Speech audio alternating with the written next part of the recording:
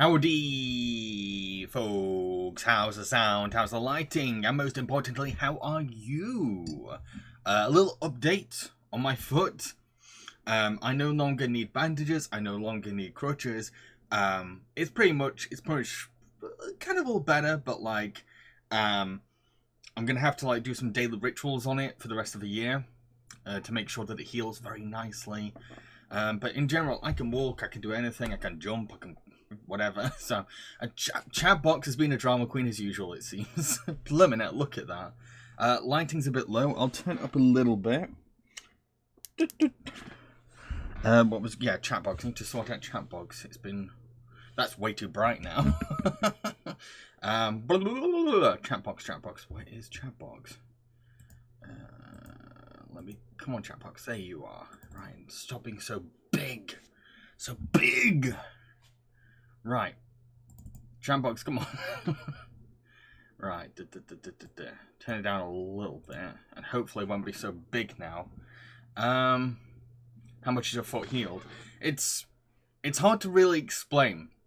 There's new skin there, but like it's a little sensitive, and like I've got to help it heal without it scarring too much. And yeah, I have to do these daily rituals to make sure it doesn't do that. I'm gonna have to do that for. It's not gonna fully heal to like the nurse said until the end of the year. It's not gonna properly heal to the end of the year. I'm gonna be like nursing it for the rest of the year, pretty much every single day. It's gonna become a chore. Chatbox is still a bit too big. Chatbox always wants attention. Hopefully that's better. Okay, let's catch up with chat. Leo says everyone grab some water because we're about to get thirsty. Depends if you're going to agree with my crushes this time. Okay, where am I now? Listy says maybe that should be my nickname. Listy Rimsy the First. Do it. Hello Billy. Hello computer guy. Leo says I got red wine, the romantic drink. Looks and sounds good. Hello soda. Cursed. I'm good. Calling from Gloucester. Gloucester. I can't remember how. I'm so sorry. I forgot how to. It's the name of one of my favorite animated shorts, and I can't remember. Gloucester. The family get together. Nice. Kabigari. I wonder if Chatbox isn't just resetting each time you start a new stream. I'm gonna have to look into it. I don't know why it's been such a drama queen lately. Chatbox noticed me, senpai. That's what it feels like half the time. Kabigari. Wait, what? I missed something. A leg problem.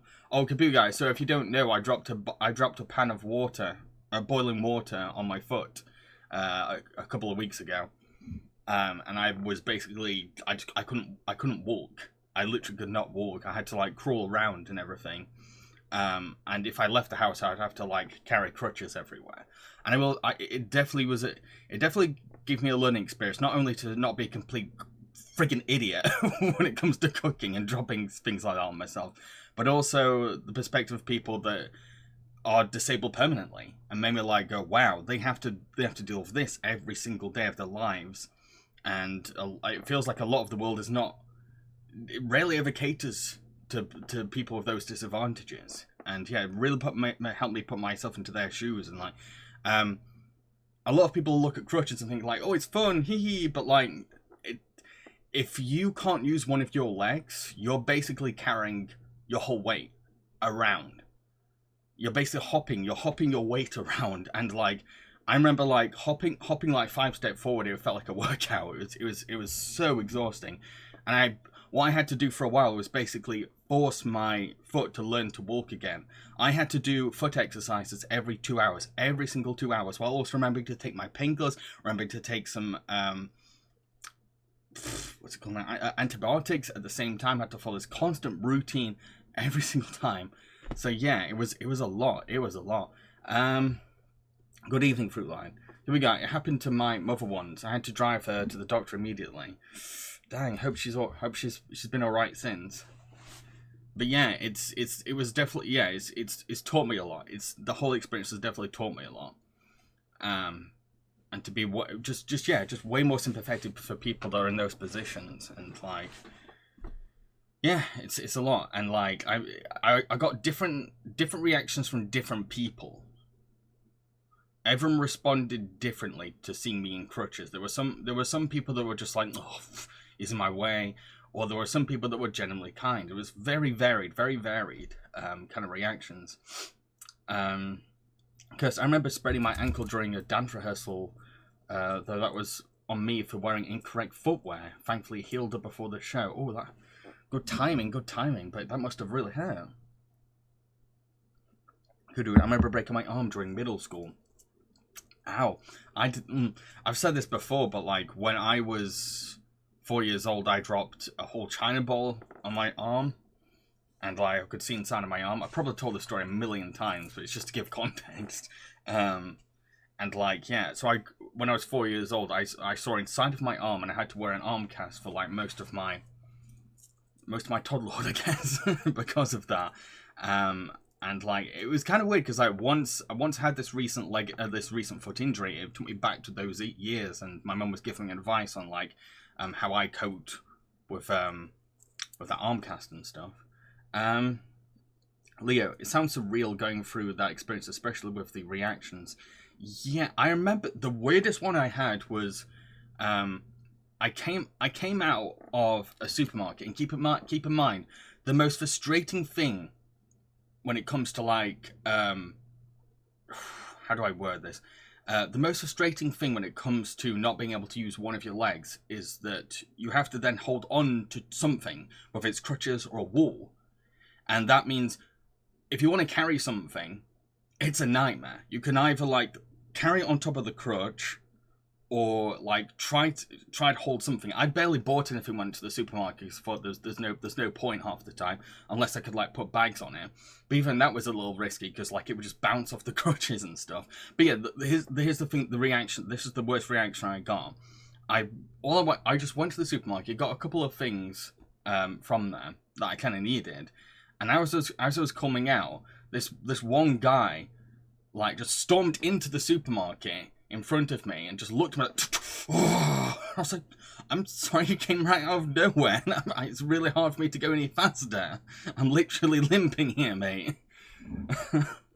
Kirst, I was basically hopping during dress rehearsals and had to sit down for most of the big show-stopping number. Soda, I was on crutches for a short period after falling down some metal stairs at school. How I got my dogs back in when they were out and refusing to come back, I'll never know. So yeah, but like my it's all healed up now. I'm totally fine now. I'm cool. I'm very careful when using pans now. Very, very, very careful. It's almost like I'm like don't do it again.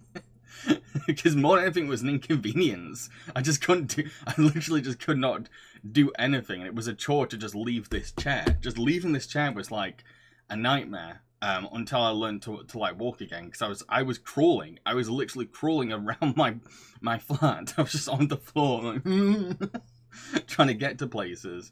And like, yeah, just the smallest things become the biggest tasks when you can't walk. The tiniest, like, imagine that something you could do right now, really simple, but imagine that having to do that with an extra weight on you, and probably like going back and forth to kind of like do the complete task. I'm explaining this really badly, but like I think a good example would be like if I wanted to like make cereal. Making cereal is an absolute nightmare. Because like I'd have to have the bowl. I have to get hold of the spoon. By the way, I'm on my knees at this point. I'm on my knees trying to reach up and stuff. Then I have to get the milk. I have to make sure I don't drop the milk. I have to make sure I don't drop the bowl. It's whoa, exhausting. So much respect and sympathy for anyone that's have to go through this every single day of their lives. It's wild. It's wild. Leah, what a knobhead that man was. Yeah, at first I felt like, wait, did I do something wrong? Was I really that bad? I was like, wait, no, hang on, I'm the guy in crutches. I'm so used to being the knobhead in situations. I'm like, wait, no, I'm not the knobhead this time. Because I actually saw a documentary where a theatre company used people in wheelchairs, crutches, and it was very opening when I learned of the idea of putting different bodies on stage, and it's a powerful political action. It is, absolutely. Lover of cinema. One of my cartoon crushes is Haru from The Cat Returns. She's a cute and pretty character who always looks good no matter what she wears, and I love her adorably klutzy and awkward personality. Also in the English dub, she's voiced by Anne Hathaway, who's also one of my general crushes. If there's anyone else out there who also has a crush on Haru, let me know, because I feel like I'm the only one. You're probably not the only one, mate. But we'll get to everyone else's crushes eventually. Once I've talked about my fifth batch, we will talk about everyone else's. Listy, I've no idea what I would do if I needed crutches in my house. Everything is downstairs, kitchen, bathroom, toilet. I'd probably just book a hotel from it would be easier. I live on the second floor. I live on the second floor. I live in an attic of a pub. And for the first few days, I literally just like, it was like a bum shuffle kind of motion while carrying my crutches down. But I also got physiotherapy, and they taught me all the things you can do to make getting up the stairs a bit easier.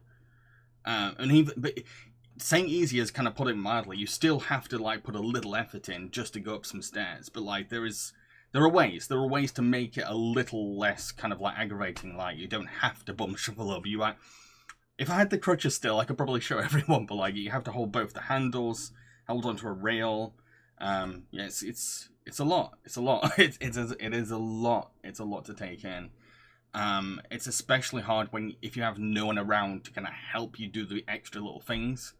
I basically had to do everything myself, unless I was lucky enough to bump into someone. Leo, it can be weird what these things affect. Like Roald Dahl's dad lost his arm. He could climb mountains still, but he always said the hardest thing for him was taking the top off a boiled egg. Yeah, it's surreal. It's surreal how like the things you take for granted are suddenly like they're suddenly become the Olympics for you.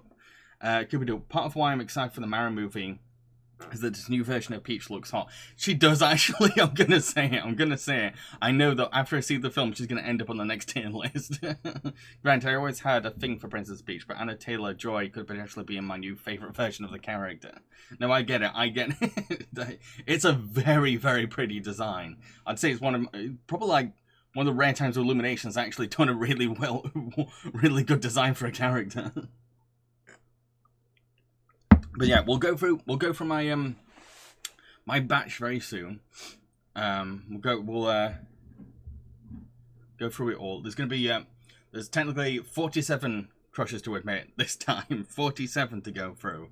Because the thing is that I've done a lot of like big videos this year, so I've had to watch a lot of films. And then when I was like bedridden during my toothache, I just marathon films all day, and then while I was marathoning these films, I kind of like them with my toothache. I kind of like them. I'm gonna put them on the list, and now I'm gonna go back to bed. So like a lot of these are just from my toothache bedridden.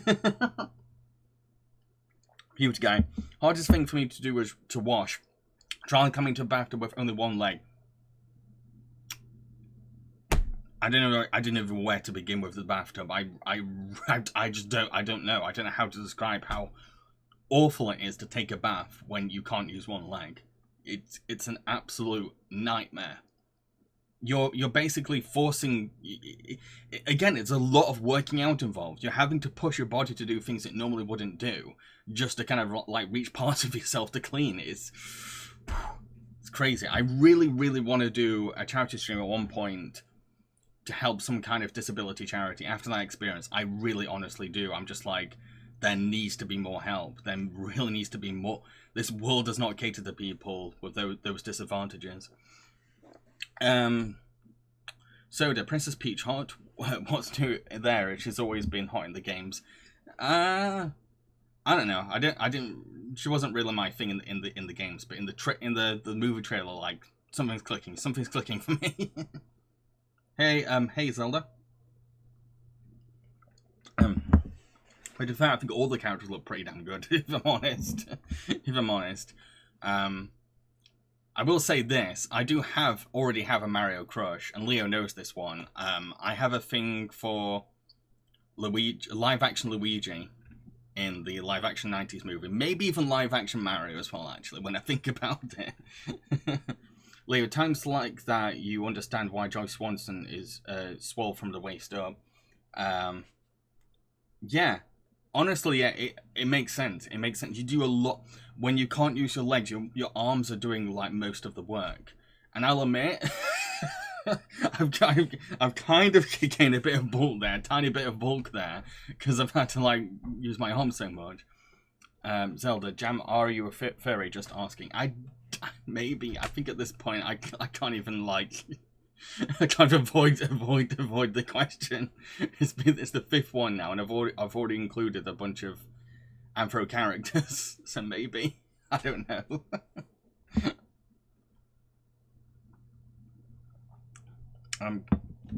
Good guy. Well, it's John Leguizamo, so I can see where you're coming from. Yeah, well, it's not just John because he is insanely handsome, but it's also the way Luigi is written as a character.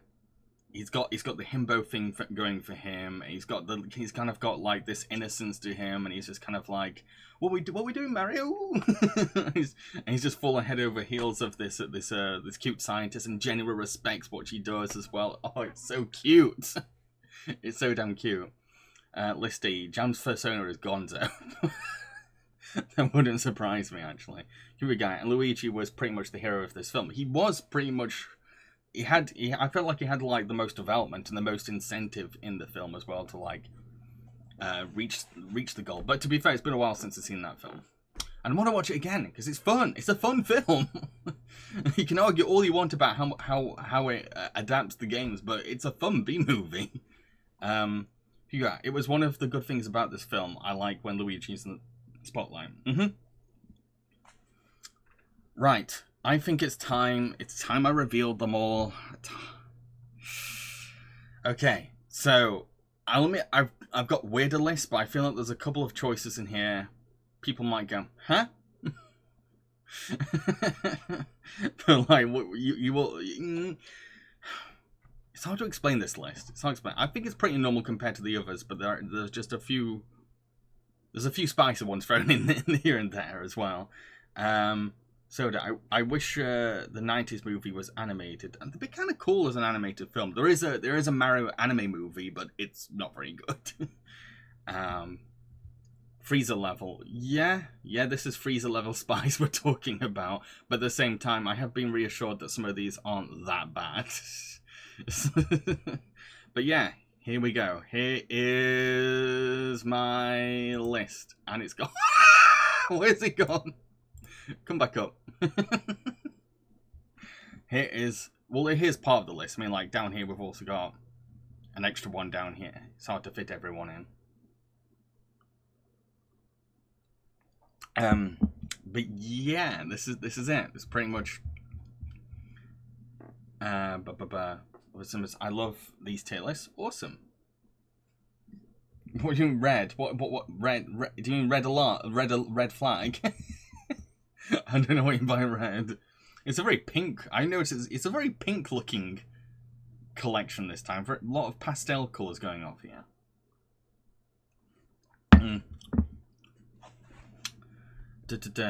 Already some of my predictions are correct.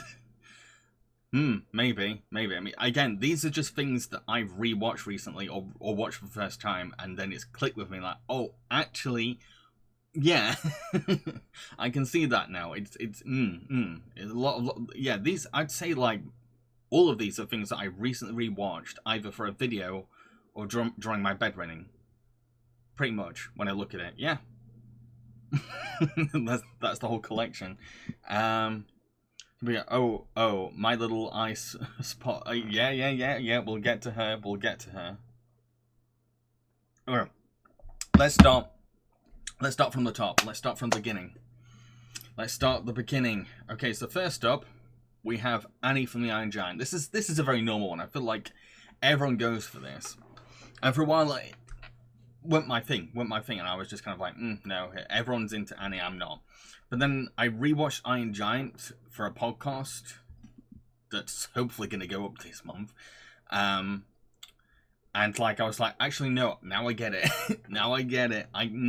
I think a big part is definitely the mum thing. The mum thing definitely does it for me. And for a single mum, she's absolutely amazing. And like, Hogarth is a handful as well, but she still does her best.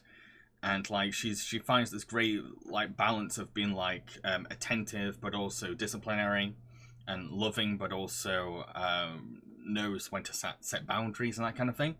And like, she's very beautiful. I mean, like, Brad Bird is very good at very good at drawing women. Very good at him. Yeah, she's gorgeous, and it's amazing that she's managing to juggle this really intense waiting job while also raising Hogarth, who again is quite a lot. She's really impressive. She's very impressive. Lakefall Girl, she is a very kind looking woman. She is quite kind, but at the same time, if you cross a line with her, she will kind of like go, And I find her flirting with Dean to be quite adorable as well. They have a very good chemistry. So this is A tier. She goes through a lot in this film, bless her, she does. She's especially doing so good for herself and Hogarth when you remember the time period. Yes, exactly, another great point as well. She in a sense, her character, when you think of her time, she was ahead of her time. So I wonder how many animators were fighting to animate. True. Hogarth is a handful, that's a horse. Thankfully, he's her only son. That is true. Billy, I'm not much of a fan of the Iron Giant, to be honest. Ooh. I would flirt with Dean as well if I could. I've done Dean before on here. And like, hell yes, Dean. Leo, I love the casting for her. Despite Jennifer Aniston being such a big star, you can't really see her when Annie is talking. The Iron Giant is good at that. Everyone is well cast. You see the characters before the actors. 100% agree. I always forget there's Jennifer Aniston doing the voice. And I know for a fact that it's publicity casting. It's pretty much that, because Friends was massive when Iron Giant came out. But you don't think about it. You don't notice it because the animation's so good, and Jennifer does a really good job of playing Annie. Jill says she's a great mother. She is. Here we go. I know he ended up in Kronk tier. Yeah, he did, yeah. Billy says, I like Christopher McDonald. Christopher McDonald's brilliant in it. What did I see recently that had Christopher McDonald in it? Oh, Kim Possible episode, the superhero episode. He's in that. He's really... I love Christopher McDonald in anything there. Billy, wasn't the FBI agent dated at one point? What do you mean, sorry? Okay. Leo, it's one thing especially to be a single mom in that time period, but she's a war widow. She's made of tougher stuff. Absolutely, yeah. Listy, big sucker for green eyes and brown hair. The Belle look, as I call it. So what tier we're gonna put Annie at? What tier we're gonna put her at? I don't know why I've not... For some reason, I've not got a Kronk tier this time. I've been in such a rush to get this done. I've not changed it to Kronk. But I guess S is Kronk. S is Kronk as usual. No, the FBI agent didn't date Annie. I think you need to rewatch Iron Giant. A. Zelda says A. Lightful Ghost says A. So it says A. We're getting a lot of A's. Getting a lot of A's.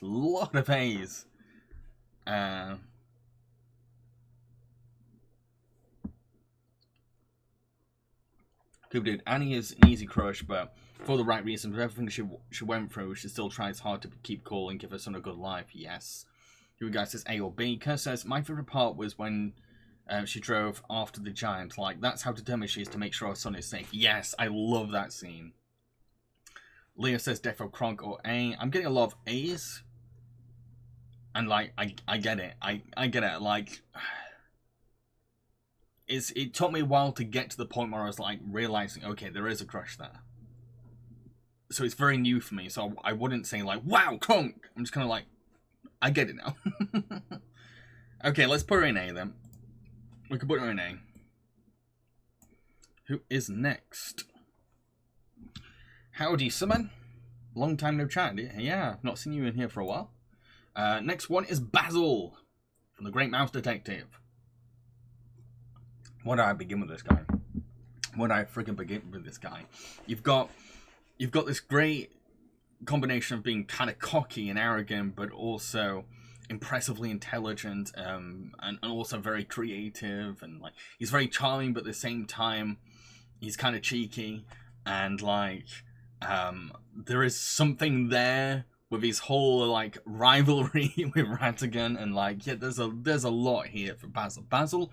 Basil is kind of like, it takes the charms and appeals and the attractions of Robin Hood and makes him a detective, I'd say. He's got but mixes him up with like a bit more of an edge. Well, we all know this was coming. I don't know why it took me 5 tier lists to get to this one, but yeah, recently I watched Great Mouse Detective for a project, and as you can see in the list, of like half the characters from that film. There's a lot of great characters in that film. Computer guy, big humongous brain and ego. Yes, I kind of find the massive ego attractive, and I don't know why. I think it's just confidence is hot. Confidence is very hot, and he earns that confidence. He's not faking how amazing he is. He is an amazing detective, and there are opportunities to knock him down. There are opportunities to like make him like see a sense of compassion. Leo, no doubt he has so many attractive qualities, but then there's the question of what living with him would be like. True. Why is chat ant-sized? Right, okay. Make you big. Hopefully that'll be better.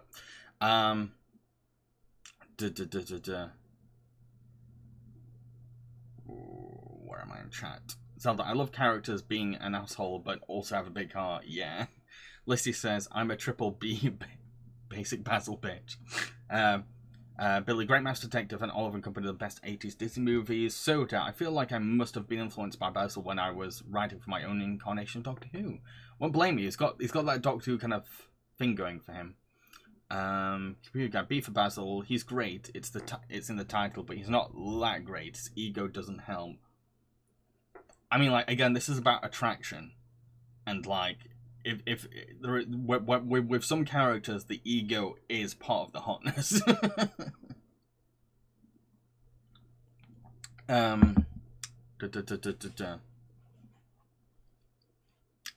Billy says, this makes me want a Great Mouse Detective sequel. I've always said that. I think they should. Leo, just waking up to him shooting holes in the wall blindfolded to test a theory. I will say that, yeah, living with him will be, I think it'd be hit or miss, because sometimes it might be interesting. And the thing is, I have a thing for adventurous people. I get very attracted to people that are like, James, let's go and do this. Let's just randomly go and do this. Or, James, I have an idea for a project. Let's just do it. Like, for me, that's, But then there will be times where I might be scared for my life. So for Basil, I'm going to say A, but what does everyone else think? Zelda, damn it, you made me a furry.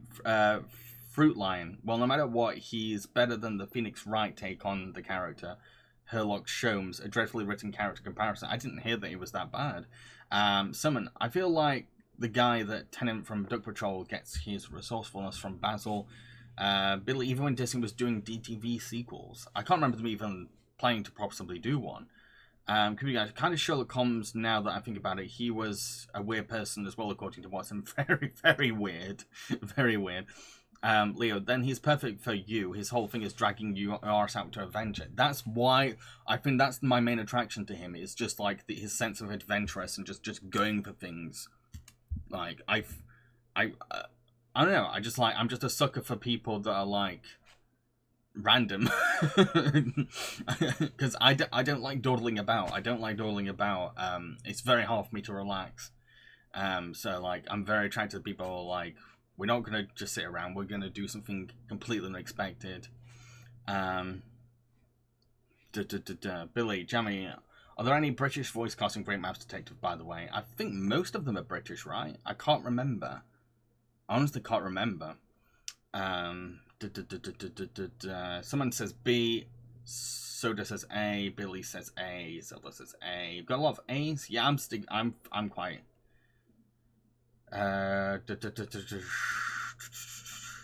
Billy, don't bother with Holmes and Watson, by the way. Soda, it's kind of ironic since I was watching a clip from the movie earlier today. Someone, yes, most of the cast are British, except perhaps Price and a few of the extras. Yes. Most of them are pretty much British. Fruitline. I know exactly which carrot I'm waiting for on this list to give them an instant S. But yeah, we'll go with, for Basil, he is going to definitely be an A. Who is next? Okay, this is a weird one. But hear me out. So, as many of you know, I recently did a video on Doug. And I had to watch a lot of Doug episodes. And then after that, I was just kind of like, I'm in the mood for more Doug now. I forgot how good the show is. And it was throughout that marathon, I was like, can I have a thing for Bud Dink? You all know that I really have a thing for I find silly sexy. I honestly do. And like, he just epitomizes silliness. He's just I find his like silly giggling. He does like I love it. And he's always smiling. He's always working on some kind of project or something, but at the same time, whenever Doug comes over and he's just like, oh, Mr. Dink, I've got a problem, he's just like, well, Doug, this is what I yeah, I love Bud. In both Nickelodeon and Disney versions. I'm not 100% sure because I've kind of dipped between both versions all the time. And so I can't really point out or examine the differences between the Nickelodeon version and the Disney version of Bud. I don't really know, but like I mainly watched, because it's easier for me to watch Doug on Disney Plus. So I think this crush started from the Disney versions, I guess it's from the Disney version. We're going to bring a lot of Hear Me Out during the stream, yes. Yes, Mr. Dink. Fruitline. Knowing nothing of the next three, I can't comment. Good guy. I just checked, and as far as I counted, only 3 English actors, all the other American. Wow. That's about Basil, by the way. I guess this is a character from the Doug series. I never watched it. Watch Doug. It's grown on me. Doug has definitely grown on me over time, it has. Summon, Walker, curb your torches and pitchforks, for pity's sake. What? Zelda, me neither. Don't know what to say or pick. I know Doug's not for everyone. But like, again, I've become a fan over time. I really have become a fan over time. It's just that slice of life side of me that really is connected with it. Billy, I remember him in Doug's first movie. I remember that movie as a kid. Leo, I've looked him up and he does have a fun voice. He's like Beetlejuice with a lisp. Yes, he kind of is. He's voiced by Fred Newman, who also did the, like, the a cappella kind of like music effects in Doug. Like, boom, da, boom, da. That's him. And he's also I think he's also the voice of Skeeter as well. I think. I can't remember. Nickelodeon versions on Paramount Plus, which I've not got. But yeah, I love his voice. I love Bud's voice. He just always seems... He's always got that voice of like, I'm up to mischief kind of voice, or like, everything is so funny to me kind of voice. Someone, apparently Doug Walker hates Doug because... Yeah, I know about that story, yeah. Listy, this tier list is very expensive.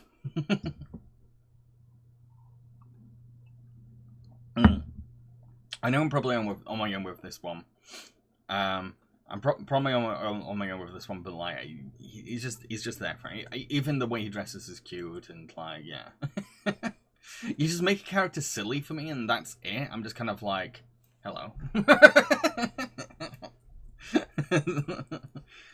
Billy, do you like the Nickelodeon version as well as not just the Disney version? I like both versions, if I'm honest, but I know I will say the Nickelodeon version is far superior.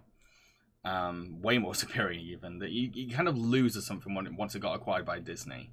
But I wouldn't say the Disney version's bad. The Nickelodeon version is definitely way better. Listy, I always felt sorry for his wife. Yeah, I will admit, yeah. She looked ready to kill him every scene. That's why I'm going to say he's an A. I would say he's an A. Lee, I wish I knew more to estimate, but he does seem fun. I mean, he's married, right? So his missus sees something. Yeah. Definitely saw something. It just seems fun. Just seems fun to be around. So I'm gonna say A for me. What does everyone else say? What are your tiers? Where do we stand on Bud Dink? Oh, Lister says D. Pff, pff, don't give me that D. He's cute. The wife is the mayor, I think, starting from the Disney version. Because like it's Mayor White who's originally the mayor in the Nickelodeon version, but then in the Disney version he becomes the school principal. Zelda says B. We got a very mixed response. Very mixed. Leo says I'd say B through my lack of knowing. Should we just go for B? I feel like B. The strongest kind of like conclusion from this seems to be like a B. And I don't mind. Oh, it's a little bit all over the place, but I'm gonna go with B. I'm gonna go with B. Next one, we've got Camilla from Owl House. Okay, so at first wasn't really there. Then the specials came along, and I was like, wow. Now I definitely have a thing. The specials like changed everything. Like, because in the it's hard to. I don't want to get little spoilers for Owl House because like a lot of my feelings for her really developed in the specials, but like, in the specials, Luz and her friends end up back on Earth, and they end up staying with Luz's mum, Camilla, and Camilla just welcomes them instantly. It just treats them like her own children, and it's friggin' adorable. And in that same episode, her daughter comes out to her, and she's like overjoyed, and she wears, as you can see, she wears a pride badge with honor. And in the special, she's basically like, I'm gonna help you. I'm gonna help you. I'm gonna help you in this rebellion. Again, I'm gonna be like taking on the villain with you, and like she becomes this badass mom, and like, oh, I love her. For me, she's a Kronk. Hi, Sora. We're only four critters in, so you're not too late. But Computer Guy says the specials are good. The specials were so good at doing it. Summon, no hard feelings. I've seen them so far. So to S from what little I've seen, damn. Leo, from what I've heard, she sounds like a good mum. She's an amazing mum. Not just an amazing mum, but she's an amazing person. One of the scenes that really made me go, whoa, to her is when her daughter and her friends move in with her, like, she has to accommodate to all these kids.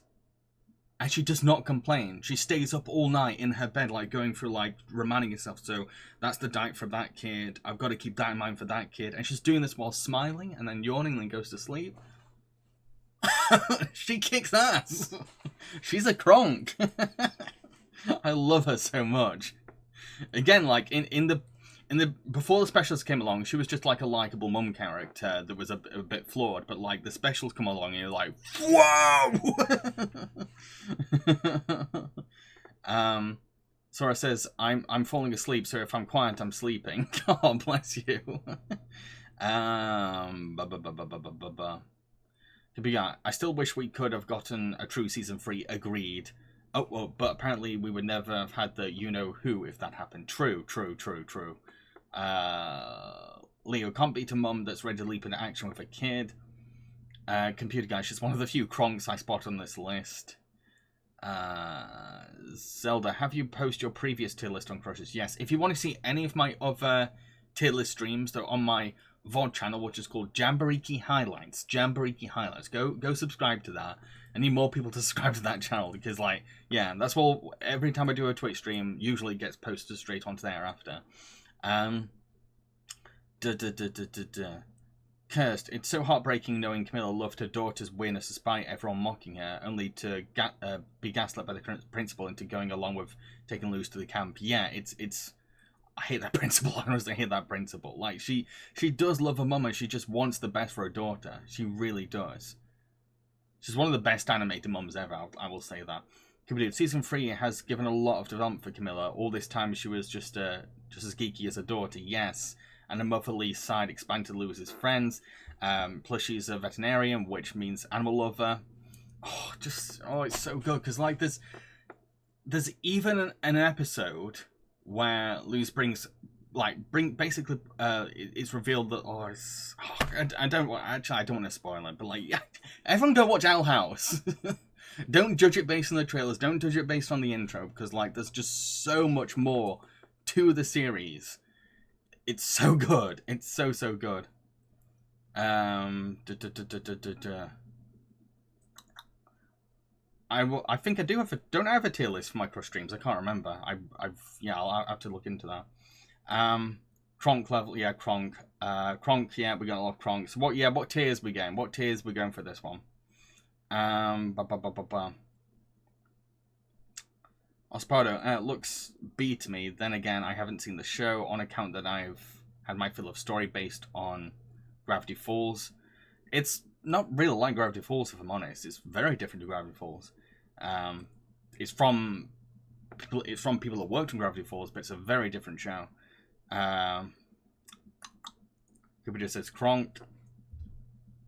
I completely forgot about the Kronk system, so bear with me to try and find where I even put the Kronk.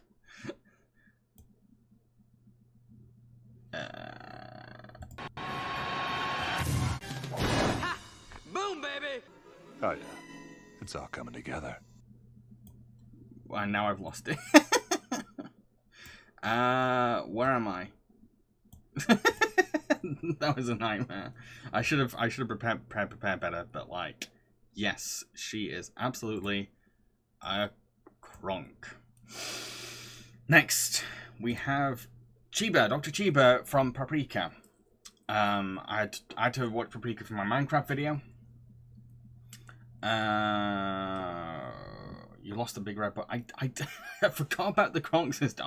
I've actually been working on I've been prepping the stream after getting back from the hospital this morning ever since. So like, and it only just got everything ready before the stream, so I guess I forgot the Kronk aspect. But yeah, Chiba from Paprika. She's one of those characters. Well, first of all, she's absolutely beautiful, as you can see. And you've got the great Satoshi Kon design going on for her. But like, I really have a thing for characters where they seem kind of stoic or serious, but really they're quite vulnerable or sensitive deep down. And like, I just love her arc of like coming to realize that like her virtual avatar, Paprika, is basically part of her. It's her. It's the side she wants to come out. And like, I also just find it, I really love that she's fallen in love with someone that you wouldn't really expect someone her beautiful to go for. She goes for a much more plus size kind of guy, because she's falling for his feeling, for his personality, for his charming personality, and like Chiba's great. Chiba's great. Wonder what tier to put her at though. Is she a Sundray? Like on the cusp of one, I guess. Ospadu hit the light switch. Kapuga, haven't seen Paprika sadly, so no vote this time. But based on looks, you can make your decision based on looks if you want. Soda, wait, isn't that anime that looks like it was made on drugs? Pretty much. Zelda says, why hello. Leo says, there is that great appeal, the tough outer shell, but wanting to be more like Paprika, not to mention her love for the bigger fellows. Just, yeah, absolutely. Pretty much sums it up. I'm gonna go with A, though. I'm gonna go with A. Like, there's other characters. She doesn't just kick. She doesn't kick up to the to a conquer thing. I think she's very attractive and a very well written character. And like, again, as Leo said, I really like that kind of like, I'm gonna keep up a barrier, but really deep down, I'm kind of silly, and I kind of like silly.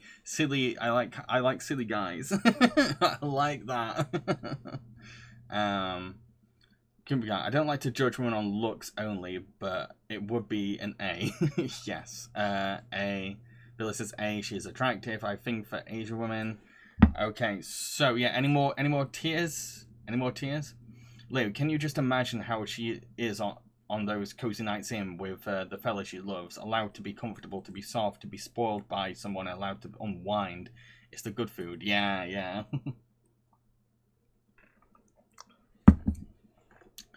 I've done Paprika before on another tier list. Some Owl House and other shows gave me a little. We've moved on from Owl House, mate. We've moved on from Owl House. We're talking about Chiba now. Leo, she looks like the kind of woman you want to run a bubble bath at the end of the day, long working day. Yeah, I get you.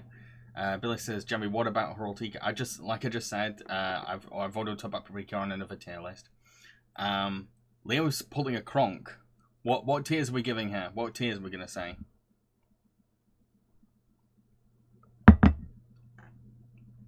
What tier does Chiba belong on? There's all B's. Why? I get that she seems very serious, but watch the film and then you get it. Then you get it. A's. Yeah, again, I'm agreeing with A. Cursed. If you end up watching Lack a Days, there'll definitely be some crush material for you to look at. That's the thing with the cats, isn't it? That got a pilot recently. So it says fine A. Someone says B. I'm sticking with A. Paprika is a very trippy movie, but yeah, I'm going with A. Okay, who is next? It's Courage. So for those of you who don't know, I recently marathoned all the Scooby-Doo movies. For my top 5 best worst Scooby-Doo movies video, and one of those films was the Scooby-Doo and Courage the Cowardly Dog crossover, and like, yes, absolutely Courage. Like, even what's just so amazing about him is that he suffers from anxiety, but he will look out for the people he loves, and he'll do anything for the people he loves. He's so loyal to the people he loves, and really appreciates Muriel for taking him in, and like being there for him and being maternal for him, and like, yeah, he's just adorable. He's just so adorable, but also, yeah, even though he seems very timid, even though he seems very sensitive and easily scared, he overcomes that fear, and that's awesome. That's awesome to me. Ospotter says, Kronk. Leo, the things he does for love. Aww. Stupid dog! You made me look bad! Billy, I really like that Scooby-Doo and Courage movie. Yeah, it's fun. It's a fun film. It's a fun film. And like some of the cutest Muriel and Courage moments are in that film, honestly. Just that whole scene of Muriel like baking cookies for is it cookies? Yeah, baking cookies for everyone. So cute. Kronk because he a dog. He's a good boy, and I wish he knew that. I hate the way Eustace treats him, but it makes his actions even more valuable. He's scared, trackless, and he doesn't like Eustace much, but he still do everything he can to protect him and Muriel. Yes, Billy, Jammy, it really sucks we've never got that Scooby-Doo crypto crossover movie, as well as the Hex Girls comeback movie because Discovery cutting off taxes. Yeah, I wasn't too fussed about like the crypto film, because like I'm not really that attached to crypto, if I'm honest. But like the Hex Girls spin-off could have been cool. Leo, I think it's more adorable that he is always terrified beyond belief, yet always acts immediately, which is more admirable than someone who acts brave all the time. Yes, absolutely. Ospodo, I wish we could have seen him actually talk to Scooby whenever they were alone. Yeah, but at the same time, their little bond when they're like not even saying to each. Sometimes like it can be really lovely to see a friendship where they don't say anything to each other, but you get the impression they are getting along. I feel like we're getting a lot of Kronks, and I don't blame people. So, Ha! Boom, baby! Oh yeah, it's all coming together. totally a Kronk. Where are you? Okay, who is next? Next up we have Dawson. Again, there's going to be a lot of Great Mouse Detective characters in this, I swear.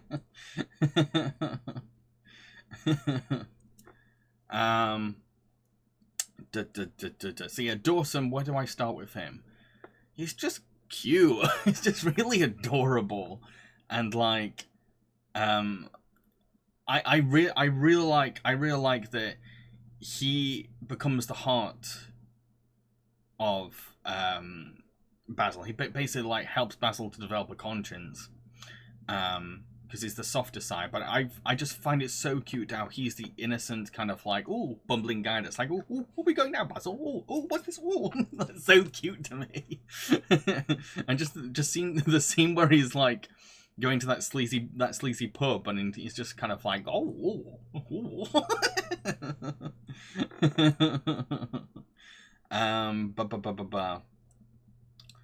Leo. Now that was one that was a surprise to me. He is Watson, and there's a lot of appeal there. Yes, he is basically Watson. Computer guy, Dawson is more likable than Basil there. I said it. I like courage despite his fears and still follows Basil, making him one of the bravest characters on the list. Yeah. And like, he is an unsung hero because like he's the one that basically inspires Basil to get out of Radigan's trap in the finale. Like he's the one that's like, Basil, pull his shit together, and like he's the one that's like looking out for I think it's Olivia the most as well. I know what you're talking about, Soda.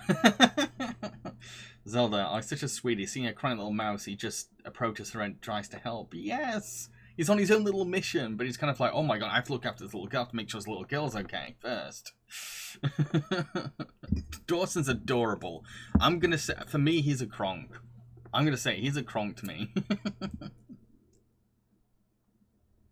Yeah, who's so sweet to Olivia, too. If you're a child in such a scary and lonely situation, he's the grown-up you want to find you and take you to safety. Yes! And he just looks like someone that's going to be, like, so good at cuddling you as well. And, like, meaning that cuddle as well. And just, like, protecting you and, like, making sure you're okay. But you also kind of, like, helping him to be, like, a little more risk-taking at the same time. Good guy. Basil needs his Dawson, and Dawson needs his Basil. Quite the couple now that I think about it. Yeah, pretty much. They bring the best out of each other. They really do. They really do. And Listy, I've just realised he's dressed like Luke from Professor Layton. I forgot what Luke even looked. Oh yes, with a blazer on top, kind of. Yeah.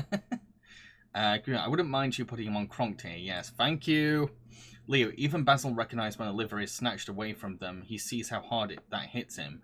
Just seeing Watson so distraught is enough to make him go, "Oh, I'm being a dick." Yes, I need to comfort him. This is serious. Absolutely, Kronk. You know what? Yeah, we're gonna do it. He is a Kronk.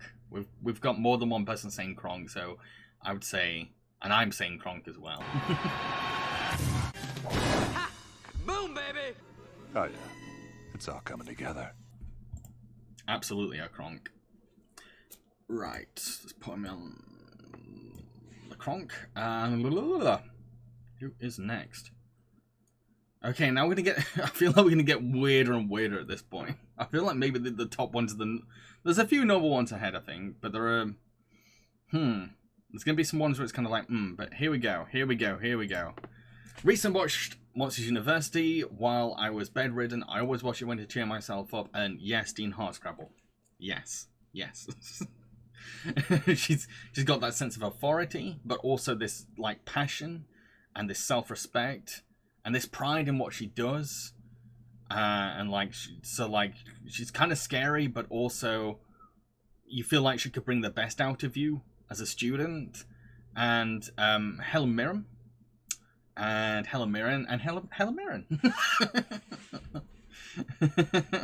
Leo said, not gonna lie, I remember seeing her and I did question myself. Sora says, oh my god, yes.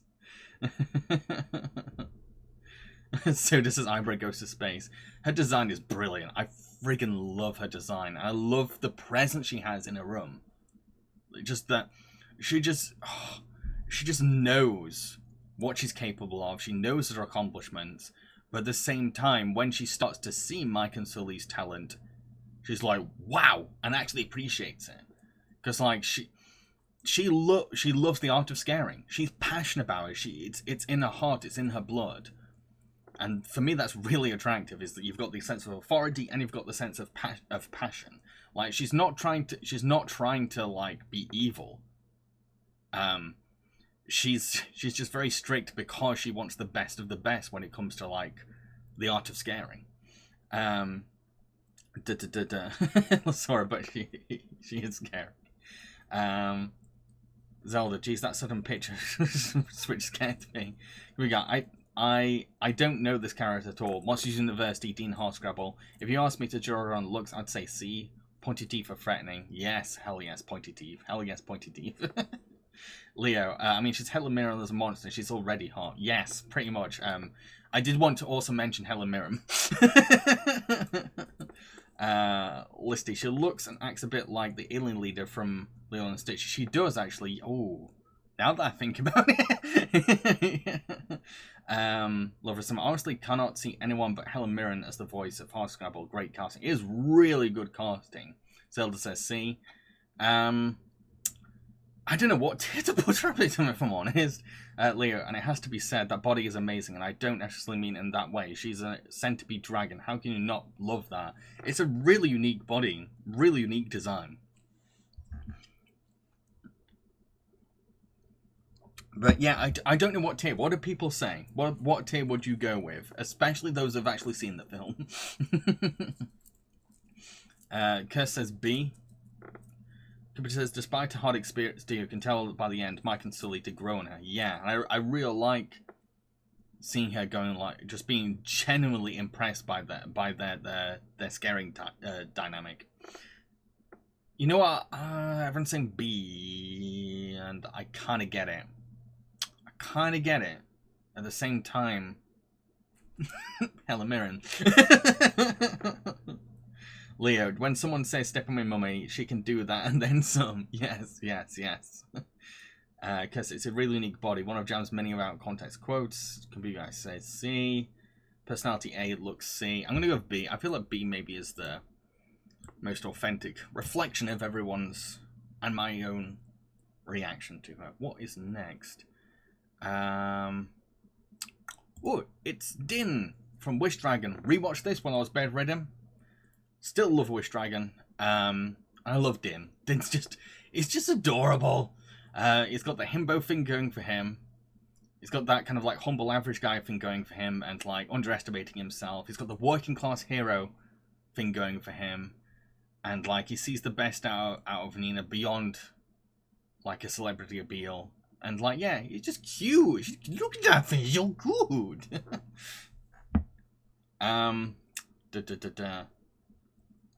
Osprey says, I liked him. Sora says he is cute. Soda says, not seen it. Go watch Wish Dragon. Osprey says, Kronk. I don't know if I've put Kronk for him. Soda, no votes this time. Fruitline, this guy's an A. He's so pure and hearted, it's precious. Here we go. Wish Dragon is a great movie, and Din is a better Aladdin than Aladdin. I'd say they're on an equal level for me.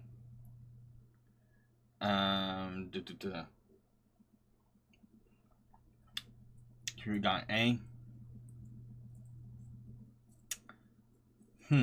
Yeah, they're equal films for me, and like Din is just so cute. It's just so damn cute. I like that he's just kind of like plodding along in life. It's just so adorable. It's just kind of like, oh, I guess I'm doing this now. And like it's such a cinnamon roll especially when it comes to romance. He's just kind of like, I love my childhood friend and I want to prove it. So cute. Leo does seem to have a sweetheart from what I've seen. Listy, I love him because his desire to see his friend again is so pure. The relationship can be interpreted however you like at the end. Yeah, he genuinely loves his best friend. He genuinely loves her.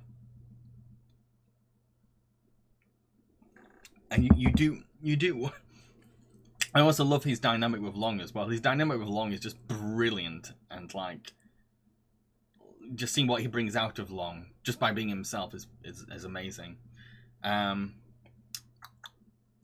Fruit line, to me, their friendship is entirely just a friendship, which is exactly why I love the film. Friendships are just precious to life as love.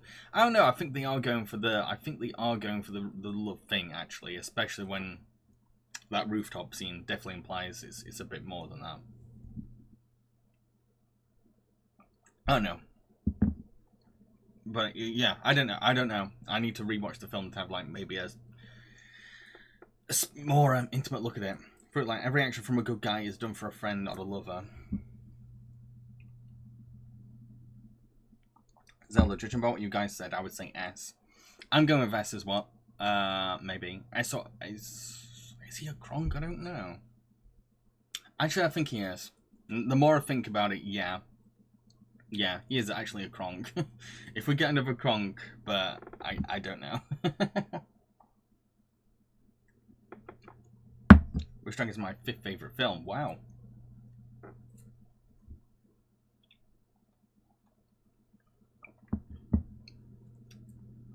So yeah, what tiers would you say, everyone? What tiers we're gonna give Dim?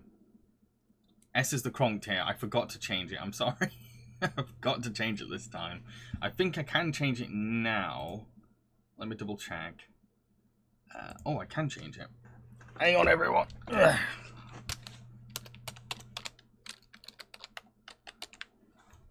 I think that should be changed now. Yep, and now it's a Kronk level. Look at him. Oh, we got another Kronk. You know what? Let's Kronk him up. Where did it go? I keep losing it. Ha! Boom, baby! Oh, yeah. It's all coming together. Okay. Now, S is Kronk. I just forgot to rename it, that's all. Din. Who is next? God, where am I? Oh! Another Monsters University character, Don Carlton. Love him so much. He's got that dad energy going for him. He's got the dad bod. He's just adorable. I don't know what else more to say. And I love that. Even though he's ended up in like this kind of like typical kind of average job, he still really wants to be a scarer. And I love seeing him coming into his own and realizing that even in his age, he can still be a scarer. And I love the little chemistry he has with Squishy's mom, and like I just love everything. I just love everything about him. I did Sully for another tier list, Fruit Line. List. I generally do not remember this character. Here we go. So don't know him either. B based on looks alone. Love some of the joke at the end where it's revealed that he's now dating Swish's mom and makes the moment more awkward is pretty damn funny. Yeah, he just goes into dad mode at that moment. Fruit Line, what can I say? I like them chonky, and that's Sully. The guy is cool until the end when he does something rather awkward. No, he's just so cute. He's just so cute, and like I love seeing him develop and like seeing how he can best use his tentacles despite his age. Leo, tentacle arms too. You get a hug and it feels like you're getting all the kisses too. Oh, combined with cuddly body, you're onto a winner. Zelda, because of anime, I don't think I want to be involved with tentacles. Realize that see for me, hug's too sticky. I wouldn't mind. I feel like he'd be a warm hugger. He seems like the kind of guy that would just make some like cheesy dad jokes with you when you're around, but also kind of make sure you're okay. And yeah.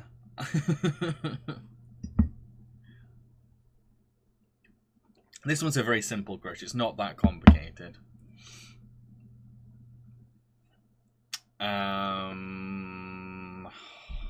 Where would I put him on tier wise? Probably A. What do people say? Yeah. I'm gonna go with A. I'm gonna go with A.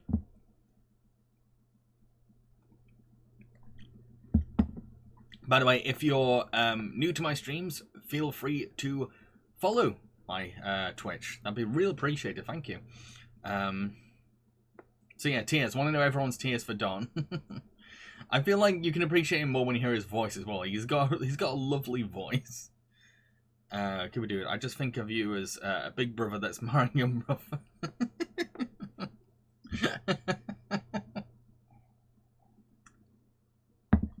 Leo says B.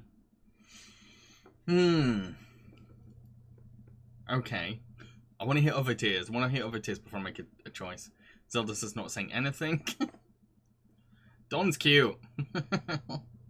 I've always loved his design as well. He's so clever. He's got bat wings to imply like facial hair. It's so clever. It's such a clever design.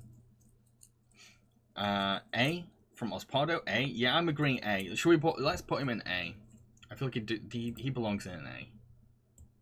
The more times I watch the film, the more I'm kind of like, yeah. Leo, I don't know if he has the accent, but he has such Canadian vibes. Okay, next one. Next up is Eve. So I watched WALL-E at the beginning of the year. For something I did with Sora.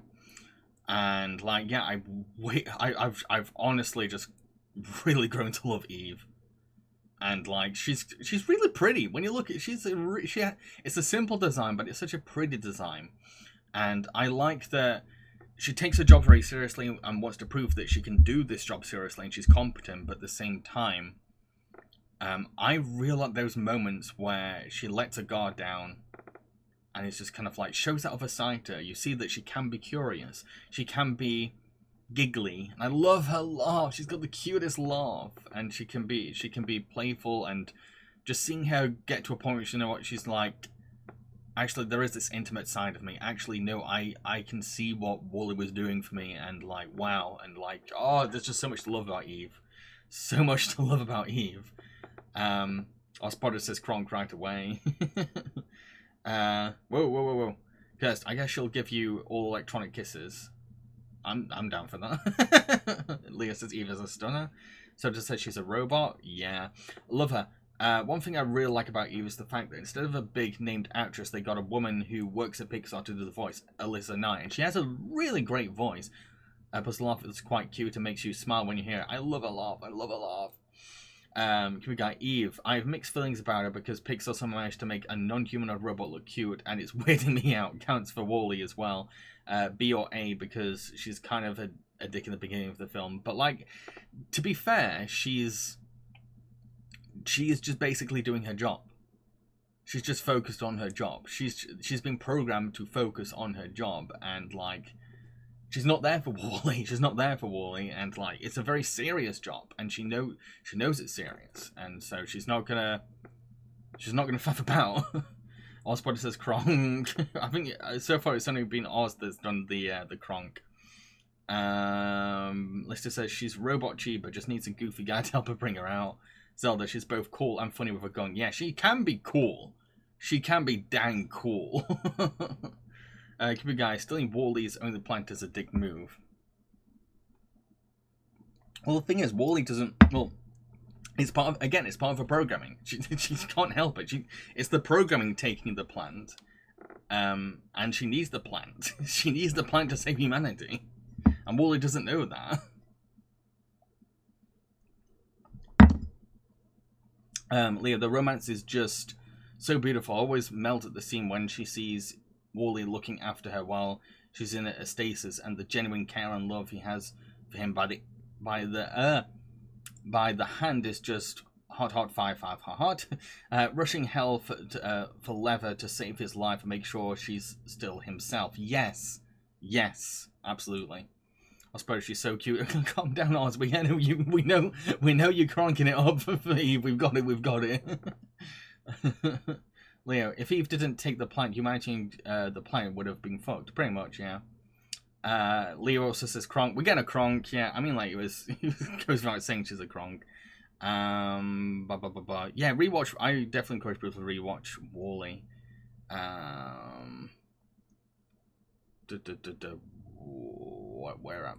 Where's why do I keep losing the Kronk tier? Ha! Boom, baby! Oh, yeah. It's all coming together. Okay, let's move him. Well, the things could be. I think that yes, humanity was at a stage where it's like, oh god, what the hell? But like, that's where the hope comes in. That's like the great thing about saving this humanity is that you can make it better, you can improve, and that's what makes the ending so powerful. Where am I? Where am I on the thing? I'm lost already. Eve, let's move Eve. Come on, Streamlabs, stop being a dick. Eve. Okay, who's next? Flaversham, another great mouse character. First of all, Alan Young, love his voice. So you got the Scottish accent, got that beautiful Scottish accent. Look at that facial hair, look at that tash, brilliant. He's got the double thing going for him. He's a very talented inventor if you give him the time to work on something and if he puts the love into something. But most importantly, he's an amazing dad. He's such a good dad. He's just such a sweet dad and so gentle with his kid and he'll do anything for his kid. Ah! He is a sweet single dad. Yeah, I love Flaversham. It's not much else to say compared to the other great mouse characters that are on this list. A guy says, great dad, but he helped a supervillain take over the throne. He's not seen enough in the film. Well, he didn't actively try to help. He didn't say, oh yeah, I want to help you. He was doing it for his daughter.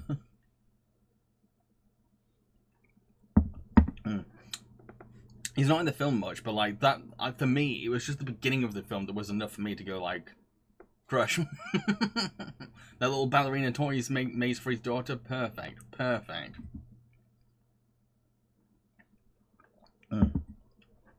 Yeah, he was held hostage and threatened. He didn't actively go, oh, Radigan, you want to take over the throne? I'll help you. He's someone you want to protect. I did want to protect him. Throughout the whole film, I was just kind of like, just somebody save him. He just wants to see his daughter. The ballerina toy does so much for me, honestly. Just seeing the way, how proud he is to have this toy made, and you can tell he put all his heart into it. And it really juxtaposes really well with the fact that when you rush him, he makes a really crap robot for Radigan, because it was made out of pressure, it was made to rush him. But when he makes something from the heart, he can make something amazing, probably even ahead of the time that the film is set in. Late for God, someone tells you love guys with mustaches. I don't know. I actually do. It kind of depends on the tash, but this one, yeah, I like this tash. It's a smooth looking tash. Look at it. It looks really well kept. Leo, how can you not love it? Putting so much hard work into making a brilliant toy for his baby girl and being so happy to see her happy. Yes. Soda Mouse Geppetto. Leo, I'm guessing his wife died, but it makes you wonder what a sweetheart of a husband he must have been. Oh, absolutely. He must have been an amazing... Imagine the romantic gestures he would have done for his wife. Just like, if that's the kind of stuff he does for his daughter, his wife probably gets spoiled to death with like even more amazing inventions. Guy, I won't deny this stash is godly. It's a great tash. Look at it. Look at the way it waves. It's great. It's a great design and it's a great voice. So, are we saying Kronk? Are we agreeing this is a Kronk? So it just says A.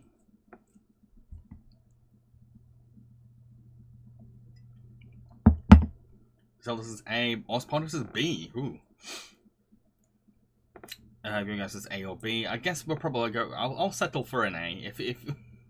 If we're going for A's and B's, I will and no Kronks. I'll go with A. I'll go with an A. There we go. Okay, who is next? Okay, this is a very new one, and if you were there for my Aladdin watch-along, you saw me work it out live. But it's Genie. I never thought about it before, but then when I rewatched Aladdin for a watch-along on my Twitch, right there and then I was kind of like, ah. Me feel something. I mean, first of all, can we just say that, like, he's pretty damn handsome. he's loosely, you can tell his design's loosely got like the Robin Williams kind of like details and features there. And Robin was a very handsome gentleman. Love his beard. Look, he's got a lot of style to him. He's got that bulk. And like he's insanely expressive and wildly fun. And he'll make you laugh constantly, but also look out for you and protect you. And oh, just it's a Kronk. It's a Kronk. Come on. Leo, yep, of course he's here. And like just his tender moments with Aladdin, just it's all there. It's just I don't know why it took me so long to realize. Oh God, yeah, this is my type. This is all my type. Everything about Genie is my type. He's gonna be amazing hugger, And like, if you do something nice for him, he will appreciate it like hell as well. Like, Leo, Genie powers possibilities are endless. Yes! He'd make every day really fun, and he'd probably he'd probably time travel with you and shit, or like, God, there'd be so much fun with him. Soda, and then Disney ruined him with a CGI monster. We're not, Will Smith is like, where's the tier below? Z tier.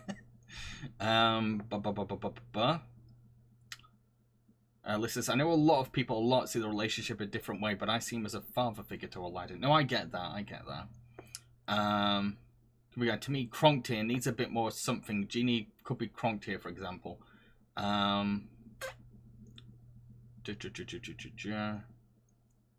Cursed. As an Arrow ace, he's definitely a god tier platonic crush for me.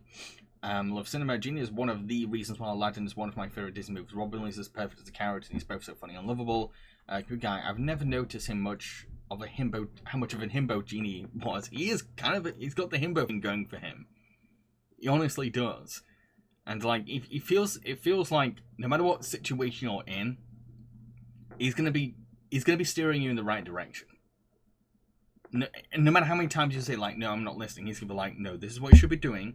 Do this.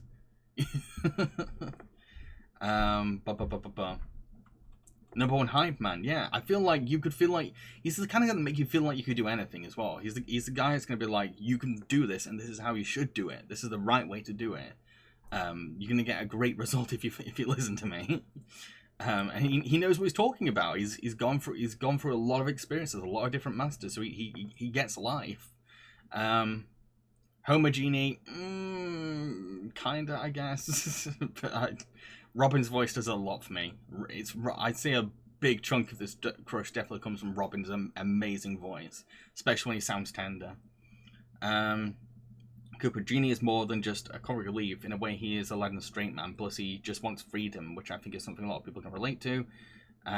Leo, he's the sensible voice we all need. Leo, he's beyond supportive, but if you're being a dipshit, he'll tell you. Yes, can we all just go Kronk?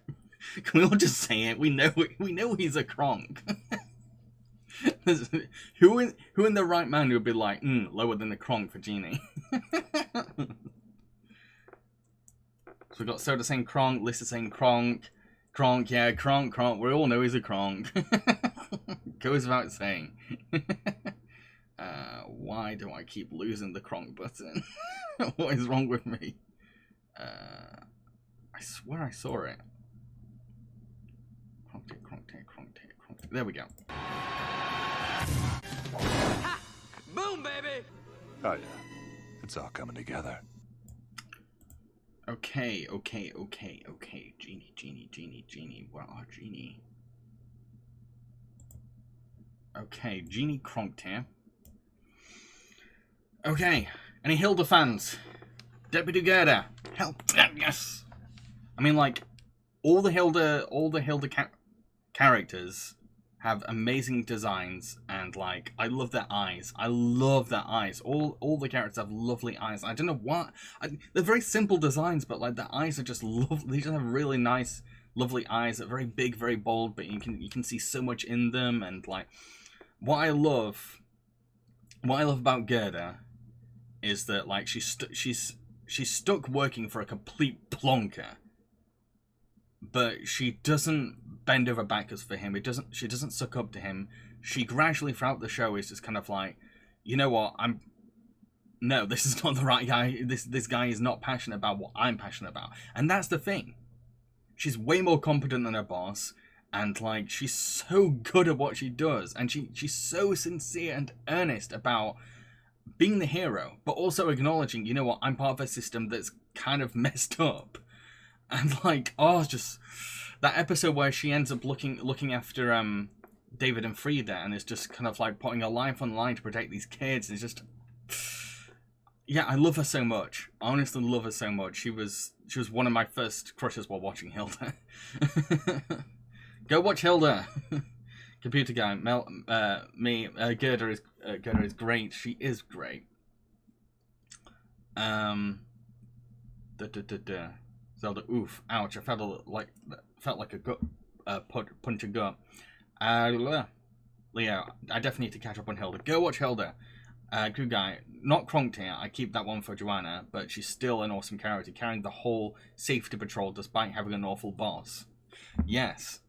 I've yet to see Mountain King, no spoilers, and I'm really excited to see what they do with Gerda in that film.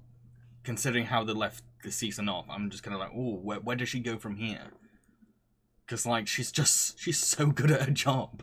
And she's like the authority that you need, the authority you want to be in charge of things. Computer says, I love the newspaper aesthetic. Yeah, she's got that vintage look to her. She really does. And, like, I love that she's passionate about all aspects of her job. Every aspect of her job. She's not kind of... She likes the paperwork, but she also likes the field work. She likes every detail of her job. And she always seems on. She's always like, but at the same time, she's not always on to the point where she's incapable of compassion or anything. Oh, I just love her so much. I really do. I really love her character. Like, if I was to do, like, top 5 Hilda characters, she would definitely be on there. But I get the A. I would agree that she's an A. There are I have bigger crushes on other Hilda characters, but this one comes very close, very very close. So what tier we're giving her? What tier we're putting her at? So this is Jam's love confession. I do love her. I wish she was real. My type of woman. I'll put it as A. So this is A. Any other tiers? Any other tiers? Leo says sounds like an A to me. Yeah, I think we're all in agreement that like she deserves to be an A. Yeah, I think we have the same character in mind. We'll see. But yeah, Gerda definitely an A. It's interesting we've had no C's or D's yet. But next up, Gromit. As you know, I recently had to watch Wallace and Gromit Curse of the Were-Rabbit for my Aardman video. And that was when I was like, I really am attracted to Gromit's personality. I really damn am. And like his expressions, I love his expressions. I love when whether he's like doing like some kind of sarcastic reaction or eye rolling, I found that adorable. But also, I love his sensitive side, and like when he cries, you really feel it. But at the same time, he's so loyal to Wallace, so damn loyal to Wallace, and like an amazing detective, such an amazing detective. I feel like that's an underappreciated aspect of his character. Like he is the hero of every Wallace and Gromit story, and he's just so intuitive and like so good at noticing small details that like no one else is noticing. And I love Gromit. I love Gromit. Zelda, my boy, Kronk. He is a Chad. He's totally a Chad. And keep in mind, remember the Wallace and Gromit short, Matter of Loaf and Death? He is damn good with the ladies. And like so compassionate for that poodle situation and making sure she's okay. And like looking out for her, making sure and putting her feelings first as well. Like, oh come, he's a Kronk. Leo, impossible question. Who's the goodest boy? Courage and Gromit. You can't say can't now. Equal balance. I want a Gromit and Courage crossover. That'd be amazing. That'd be so good. Imagine Wallace just hanging around with Muriel and like maybe hitting it off, and like Muriel wouldn't it be great? Yeah, Muriel leaves Eustace for Wallace, and like they all end up living in England together. Oh, come on, make this crossover. Make it. Leo, I do love his intelligence, so sensible, so brave, he's great. He is just fantastic. He's just a great character.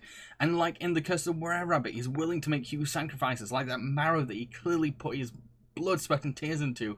He gives up for to protect his owner. Like, oh, he's a Kronk. He's a Kronk. Tears, throw your tears. Just say Kronk. We all know he's a Kronk. We all know he's a Kronk. Why would you put lower? What's wrong with you? Who hurt you? What dog? Were you attacked by a dog?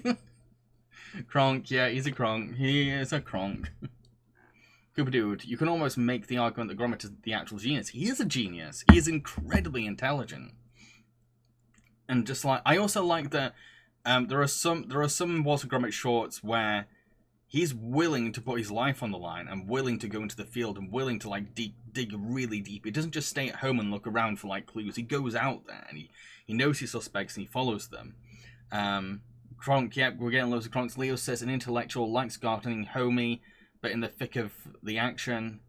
Wallace is the master, Gromit is the mind. Yeah, can we just do it? Just put Kronk. Just get. Why do I keep losing the Kronk button? Boom, baby!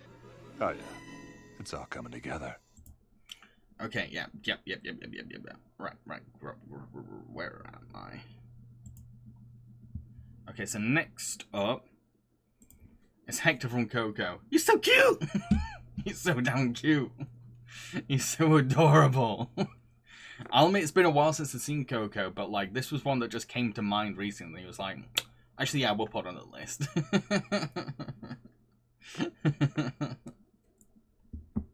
But yeah, I love Hector. I can't put it into words. I just love his goofiness. I love his dad energy. I love his sensitive backstory and like how he's a victim that you wish better things were coming to him. Hector, yeah. Hell yes, Hector. So this is precious. A bit thin for me.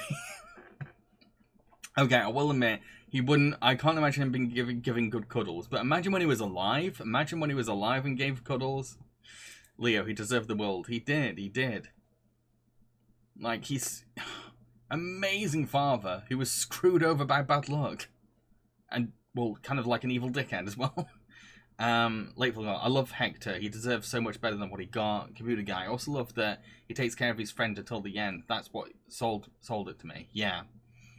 Curse, one of the more cuter grandfather-father characters. Listy, when he was alive, he was fine. He was, actually, and I do have a vague memory. Oh, it's coming back to me now with the song. Yeah, he was fine. Love a whole twist with him and Miguel being related touched me in the first time I watched it. Spoiler, sorry, everyone. Leo, he was so gorgeous when he was alive. Zelda, don't worry, I'll help him across the bridge. You want to help him across the bridge. You want him to get over that bridge so much. More than anyone. So what tier we're gonna put Hector at? I'm getting the feeling the consensus is gonna be Kronk. I get a strong feeling it's gonna be a Kronk. Damn, my tastes have been on fire this year. Look at all those Kronks I'm getting. I'm actually doing a good job for once. I'm actually picking carefully. Kronk. We're getting a lot of A's. A lot of A's. We've got another Kronk. A's. Leo, I remember when it was a year after the film was released, I saw a post saying, today is the day Hector crossed the bridge. That's how much everyone loves him, yeah. We got 3 Kronks. Sorry everyone that put A, but like when I get that many Kronks, I feel like it is a Kronk. Boom, baby! Oh, yeah. It's all coming together. Okay. Where am I?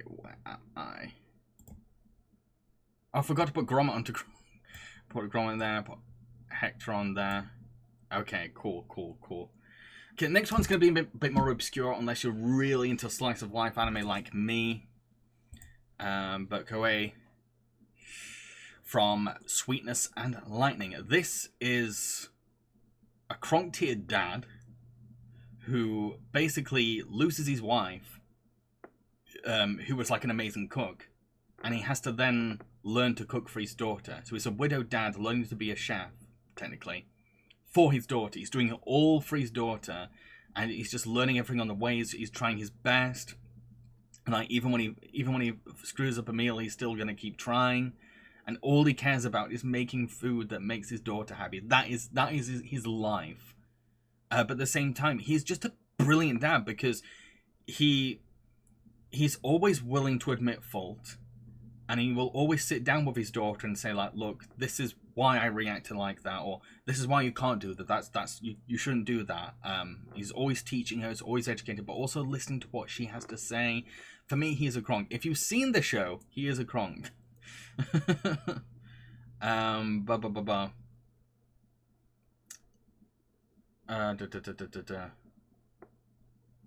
Cursed. Oh no, it's not all coming together. Wait, what? Leo says, he definitely seems your type. He is absolutely my type. Like, the scenes where... There are scenes where his daughter will just say, like, the cutest things, and he'll pull the most adorable expressions. He'll be like, ooh, ooh. It's just like, ah! You want to see the daughter happy to make him happy. Soda, bro, where's his nose? Not in this shot. He's not in this shot, I'm afraid. Kiwi guy, why does he look like Sakura's dad from Card Captor Sakura? I can't remember what her dad looked like. If he's anything like him, he's Kronk here. Kiwi guy, that sounds pretty much like Sakura's dad, actually. Listy, to be fair, it's the anime dad look. I can name like 10 animes with dads that look and act like that. Ospardo, A. Soda, A. Computer guy, damn it, you sold me. Kronk here. Leo, can't beat a girl dad. The love that you have is always immense, so soft. Can we have more Kronks, please? Because, again, I feel like if more people had seen the show, they'd all be like, Kronk! Because I don't think I'm doing enough justice to, like, how amazing this man is. Like, oh my god. Oh my god. The way he handles situations and the way he's sensitive is always... He's always so polite as well. In every social situation, he's always like, okay, I don't want to cause any problems. I don't want to offend anyone. I want to make sure we're doing these things right. He doesn't go like, my daughter wants this, so you have to give it me. He's like, he'll tell his daughter, no, be patient. I'm going to talk to them first, and we'll work out something from there. I want everyone to be on the same wavelength. So he's very sensible as well, but at the same time, he does have that fun, goofy side. And he knows how to cheer up his daughter. Just Kronk him. Okay, yeah, I think everyone's going for Kronk. He is a Kronk. Okay? Everyone will go watch Sweetness and Lightning. Even if you're not into slice of life anime, because it's a really good show, especially if you love food. The way that they animate food in that show, so good. But yeah. Ha! Boom, baby! Oh, yeah. It's all coming together.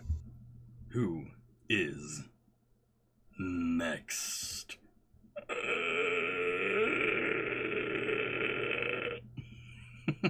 We're getting to him. We're getting to him. I am putting that.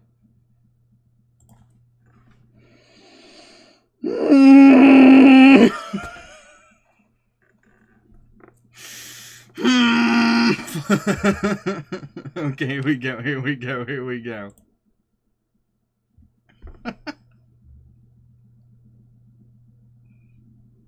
I'm sorry! Leo assures me that I'm not the only one, though.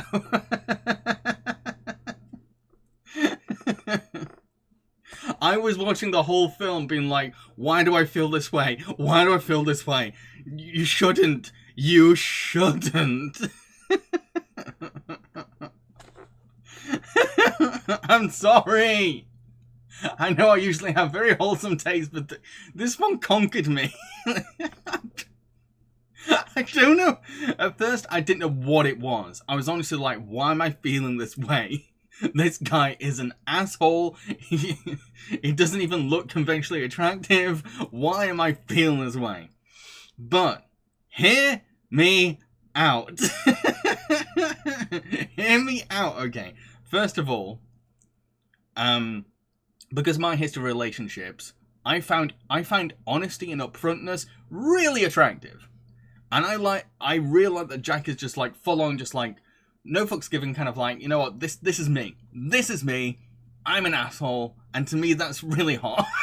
I'm like, fine. You're going to admit it to me? That's great. I find deception so ugly that even when a horrible character like Jack Horner's like, I'm horrible, I'm like, how low is my bar? I love his hair. I love his fashion. I can't explain his face, but I find it attractive. I don't know why. I can't explain why. I don't know.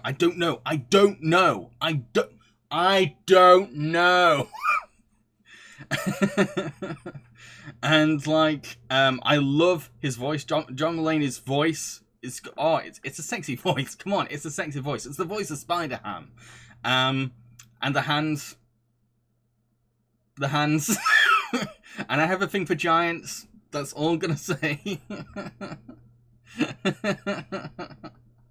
I like everyone's just like a mixed reaction to this. Keep in mind, this is for crush. It's not how good the character is. It's for how good is the crush. Is this a good crush, not a good character? Little girl, he gets all his own melon killed, and he has no remorse. Yep. But I like these up front about the zero remorse. Cause no. Freezer is one thing, but fucking Jack Horner is not even a D, he's a fucking Z. Okay, Leo's about to give some context. Leo says, yeah, context sake, Jam messaged me saying, I can't put this on one of my tier list. It's weirder than the hand. I said, wanna bet? He showed me Jack, and then I showed him the many posts from mutual who had been thirsting hard over him. There is a whole fan base around thirsting over this character. I am not weird. Okay? I'm not my own. Leo, sometimes you have to admire the lack of bugs to give. Soda, he looks like the fat controller fused with the penguin. He is! But much bigger. Zelda, oh look, what took you so long, idiot? I also love the way it says, oh, what a good boy I am. Kuga says he does have nice clothes. Yeah, even one of the bears wants one of these clothes. He is fashionable. Cuba Dude, in the words of Jiminy Stewart through cricket, your wish is horrible! You're horrible! You're an irredeemable monster! What's part of funny man is funny, Kronk. No, we're going by crush. You are allowed to be mad at this one. This is the one time I was reluctant to put one on here. Listy, I get it. Up until the puppy thing, I'm fine with him killing people, taking baby unicorn horns, abusing crickets, using a phoenix as a flamethrower, but leave the puppy. No, I get it. Because it doesn't help that you have a horribly airbrushed photo of him. Yeah, it was so hard finding a decent picture of him because nearly every shot of him is either too far to see his face or too close to see the rest of his body. I could barely find a decent picture of him. This is like a freeze on a GIF that I found that actually showed his face clear enough. Zelda,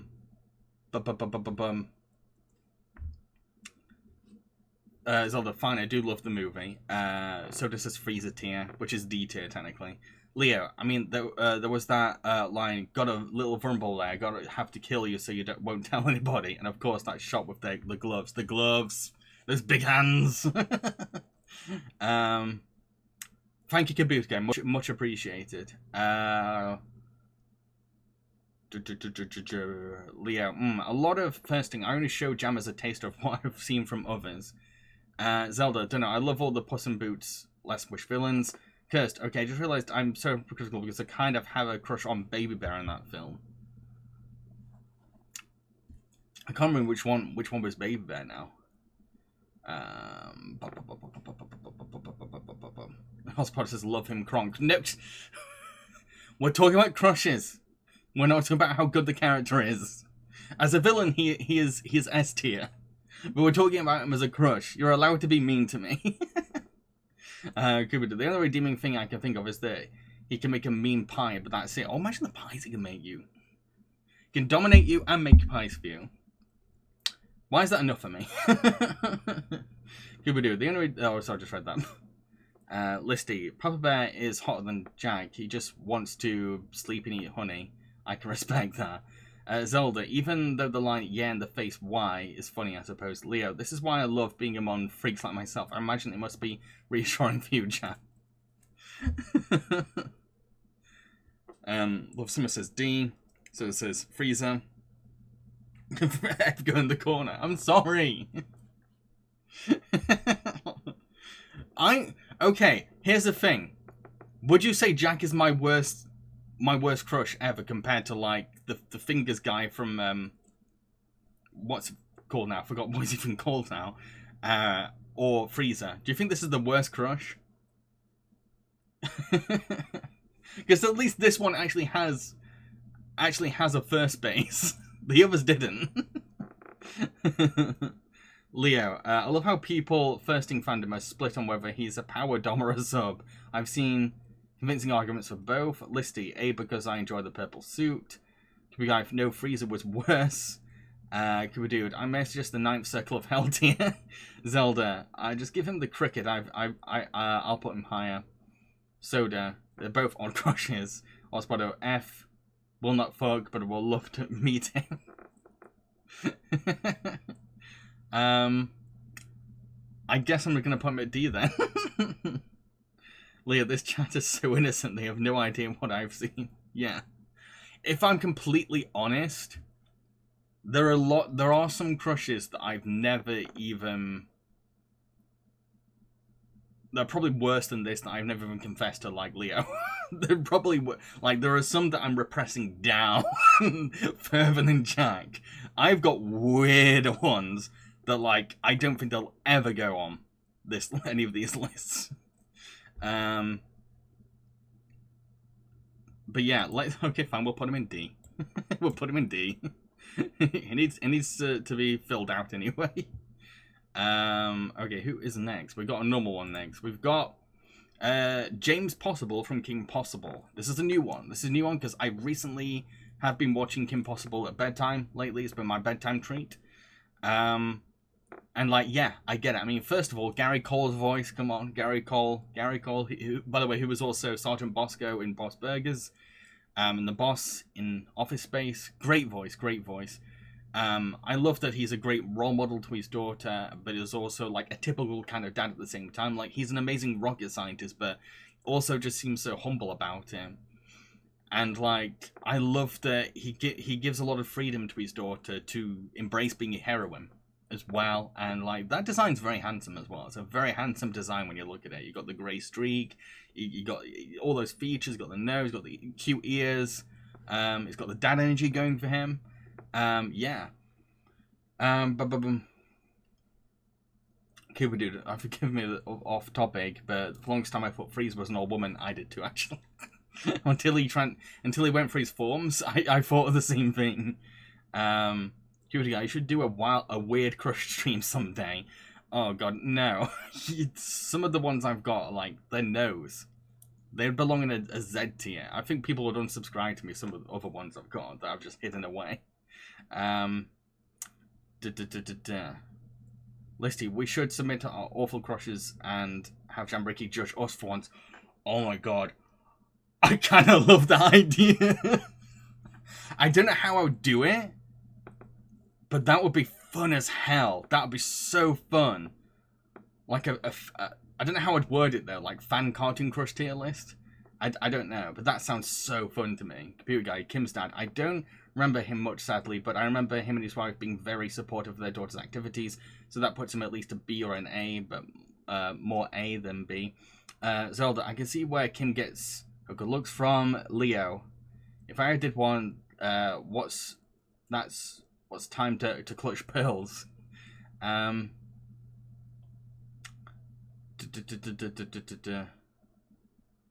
Leo, his handsome dad cannot beat the silver side. Yep. Leo can't beat a scientist too. Yeah, he's very well educated.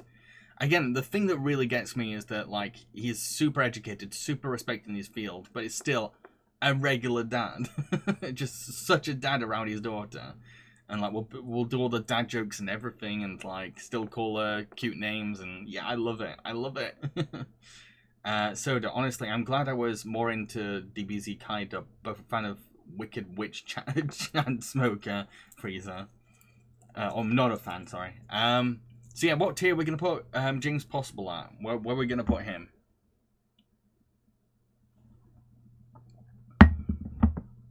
Where does he stand? I think for me, he's an A. I think he's an A. Possibly an A. Osbar, this is Kronk. So this is B. We got a lot of B's and A's. Any other tiers? Any other tiers? Look how many we've got to go, by the way. We have so many to go through. Leo, I'd say B. I have seen better in his range of terms of scientist deals. Yeah, there are better. There are better out there. But he is very pleasant to look at and listen to when you're watching the show, let's just say.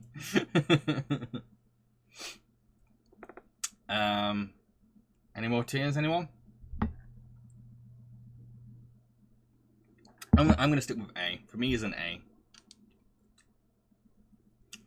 Listy, my tea is long gone. I might have to make another. Go make another. You know what, I'm gonna put him into A. I feel like he's an A. Who is next? Okay, so this is another excuse for me to promote my favorite Fox animated series. But Jerry from the Great North, Honeybee's brother. He is adorable. I love Jerry. If you've seen Great North, you get it. You get it. You get it. He's just so friendly and so optimistic and so... Oh! He's so cute. He's so damn cute. It's so hard to explain what makes him so great, because you have to see the Great North to get him, to understand him.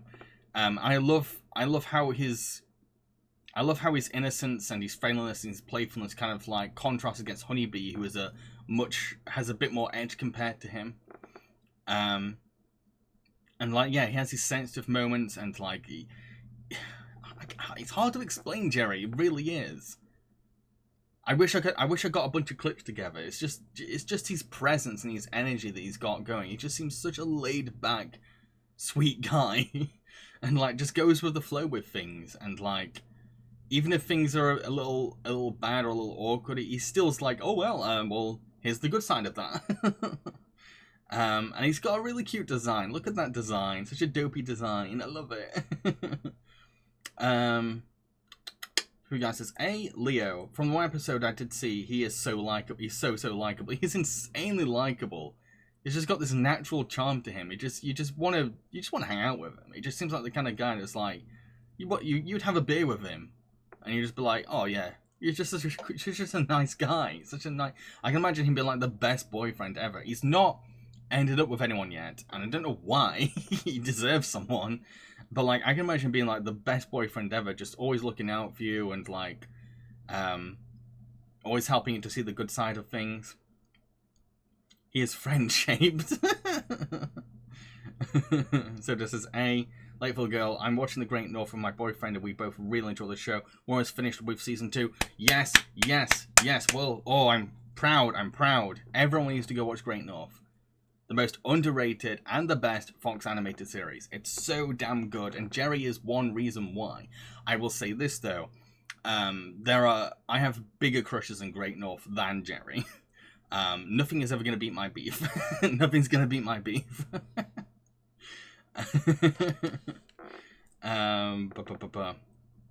He won the stare contest. That's kind of a crop. It's a bit of a crop. He's in the actual shot, he's like doing some kind of Halloween related thing. I never tell myself I could have a great time with this guy or that guy, because I'm terrible with social interactions, like awful. But yes, I think this is a guy that's very friendly. He deserves an A at least. He is very much an A. I'm gonna stick with it. I'm gonna put him in A. Okay, who is next? Joanna from Hilda. Get ready to smash that Kronk button. Again, she's got the Hilda designs are amazing. I love all the Hilda designs, and her eyes are... Why are the eyes all beautiful? They all have beautiful eyes, and they're just so simple. I wish I could find a better picture of Joanna. Just find YouTube thumbnail face. But like, it was really hard finding a decent picture of her. But yeah, amazing mum. Amazing mum. Like, so first of all, a bit like Camilla, her daughter starts befriending all these weird fairy tale creatures, and the mum is like, They can stay with us. I don't mind. They can live with us. It's fine. They can live with us. It's cool. I don't mind. I will make them. I'll make them tea and coffee when they want, and they're welcome to join us for dinner. No fuss, no fuss. She just seems to just like fine with that. She's fine with having an unconventional family, and I love that so much. Insanely hardworking graphic designer, really talented graphic designer, manages to balance being a single mum while doing her graphic design work, and like, I like that she's a flawed mum, and she knows she's a flawed mum, and she will often address like, okay, she will actually contemplate to herself like, is this the right thing to do as a mum? And you can feel for her, because she's not just like making decisions on a whim. She's actually just like reevaluating things and just kind of like going, right, okay, maybe that was the wrong way of going about that. I'm sorry, Hilda. And again, she's beautiful. Koch's core wife, she is, basically. The voice, her voice is beautiful. She's got a beautiful voice. Yeah, everyone's saying Kronk already. Computer guy. I knew Kugu guy would go Kronk, right? She's the best mom I've seen in any animated media ever. She goes for a whole freaking mountain to get her daughter to safety, for fuck's sake. Yes, that episode is amazing. Like, because like, you think, at first you think, okay, the typical mom would be like, okay, we're kind of panicked, but no, she's like, okay, this is the only way to get out of this mountain. We're going to do some really scary things. But she trusts her daughter enough to be brave enough to get through it. And like, yeah, so good. Zelda, okay, Kronk, my uncle is a graphic designer. She has my respect. Who again? This poor woman goes through so much during the show, and you haven't even seen the movie yet. Oh gosh, she goes through so much. It's amazing that she stays strong. It really is amazing that she stays so strong. You thought that Annie has a lot to deal with as a single mom looking after Hogarth. Hilda makes Hogarth look like a walk in the park. Fruitline, Gam, a phone call midstream. I hope people were kind to Long. I don't think we've got to Long yet. But yeah, we know what she is. Ha! Boom, baby! Oh, yeah. It's all coming together. Prepare the tissues for the movie. Oh, dang. Oh, dang. It's that kind of film, is it? Where are you on the list, Joanna? Okay, next. Jumba. This is a new one. Very new even. I think it was like a few days ago kind of thing. Me and Saw were actually talking about crushes on Lilo and Stitch characters, and she made me go like, oh, okay. The aliens have got something going for them. But yeah, Jumba's got the big cuddly thing going for him. He's got that wonderful goofy smile. He's also got that crazy side, but also that heartfelt side, and like, you like seeing him when he shows that soft side to him. That amazing voice by David Ogden Stiers. Yeah, love him. Soda, Shooting Jam, just need a drink to satisfy my thirst. Here we go. Oh, he oscillates between jerk and cold dad. I'm torn with this character. Fruitline, Jumper's chonky but muscular. S. Ospardo, B for crushes, but I love him. Leo, I definitely get it. In recollection, I may have had a thing for him when I was a kid too, especially in his softer spoken, semi-intimidating moments. Yeah, I kind of... It's kind of hot when he's unhinged, but it's also kind of hot when he's like... being really sweet and tender with Stitch as well. And he's like really soft-spoken, so he's got both sides to him going for him. And he's not as big as Gantu, but he's still got that big kind of energy to him. And he has like that uncle thing as well for him. It looks a bit weird, and I find weird sexy. And he's an inventor, and he's really passionate, and insanely creative, and insanely committed. Remember how many experiments he has made, and how far he's gone, and how he's never with the experiments, it never seems like, oh god, he's running out of ideas. It always seems like, okay, this seems like a cool idea for a monster.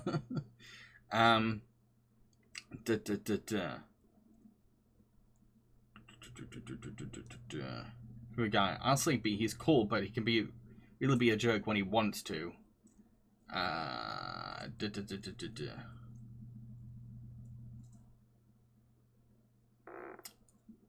Fruitline. Now Gantu, nothing can beat him. Gantu was on another tier list. Soda, I prefer to be called... I can't even do him. I'm not going to try. Listy, you're on an inventor kick now. I feel like I am. But I have a thing for creative people. Zell says, Kronk, cute guy. I prefer Pleakly a lot more, if I'm honest. Or Nani or David. I will agree. I say this is my... Out of all the Lilo and Stitch crushes, this is probably my weakest one, maybe. But that's mainly because of how strong the others are. Listy, yeah, you can't break up their relationship. They're perfect together. Yeah. But yeah, what tier we're going to give him? Where should we put him? Where do you think he belongs? I'm going to say A. For me, is an A. Also as B. Listed says A. What others have we got? Got A's and B's. A lot of A's and B's. Yeah, I'm going to put him in A. I'm sticking with my A. I forgot to put Joanna and Kronk. I'm doing good. This is probably my best tier list yet. Unless I screw up. Let's have a look. No, I'm doing alright. I think I did alright. I've been a good boy this time. Leo says, I'd say on my own kings, but I can see why he'd be a B for others. Okay, who is next? Kaiser. Massive crush.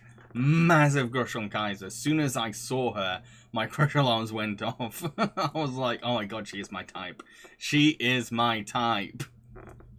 Like, closest to real life kind of type. Like, yes, she's got the short hair and I love the streaks. She's got a goth thing going for her, but she's also got, like, kind of that secretive, that mysteriousness. Yeah, I can't really... I feel like a big guy could probably say more about Kaiser, but, like, for me, it's yeah, a lot of it is the looks. A lot of it is definitely the looks. And the accent, yes, the accent. Oh, the accent. Yes. But I think the accent does it for me for a lot of the Hilda characters. They all have great accents.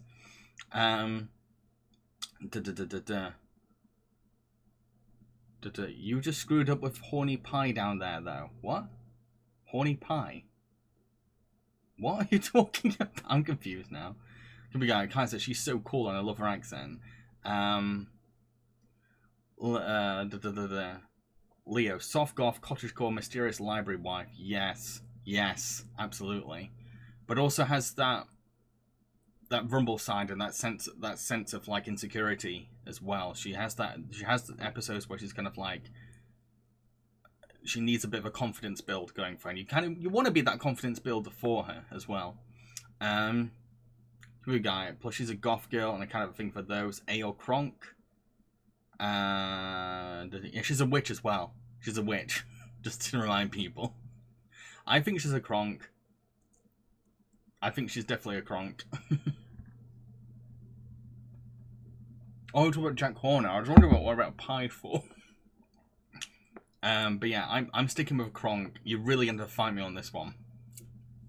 My crush for her is insane. I think I blushed every time she was on screen. Leo, she has that soft teacher vibe. She's got the teacher thing going. She definitely has yeah, when she's around the kids, even if she isn't actually one. Yeah, she's got that sense of authority going for her. But also, she's not insanely strict with the kids. She's kind of like, she does kind of like let them be a little mischievous at the same time. And most of the time she just wants to be a good witch and get on with her library duty. Kronk, we got a lot of Kronks. Todd says, Kronk for your babe then. Yep. Thank you. She is a Kronk. She is absolutely a Kronk. Ha! Boom, baby! Oh, yeah. It's all coming together. Wow, I'm getting a lot of Kronks. Next up, we have... Where am I? Kitty Softpaws from the Puss in Boots films. First of all, Salma Hayek. My second point, Salma Hayek. My third point, Salma Hayek. Okay, we all agree? Kronk? Okay, let's move on. But yes, I love Kitty. I love her so much. She's got that badass thing going for her, but also is a lot more stable compared to Puss. A lot more really has actually earned her confidence a lot better compared to Puss. And she's really good. She's great at like proving her skills, but also knowing how and when to be seductive and to be ahead of people.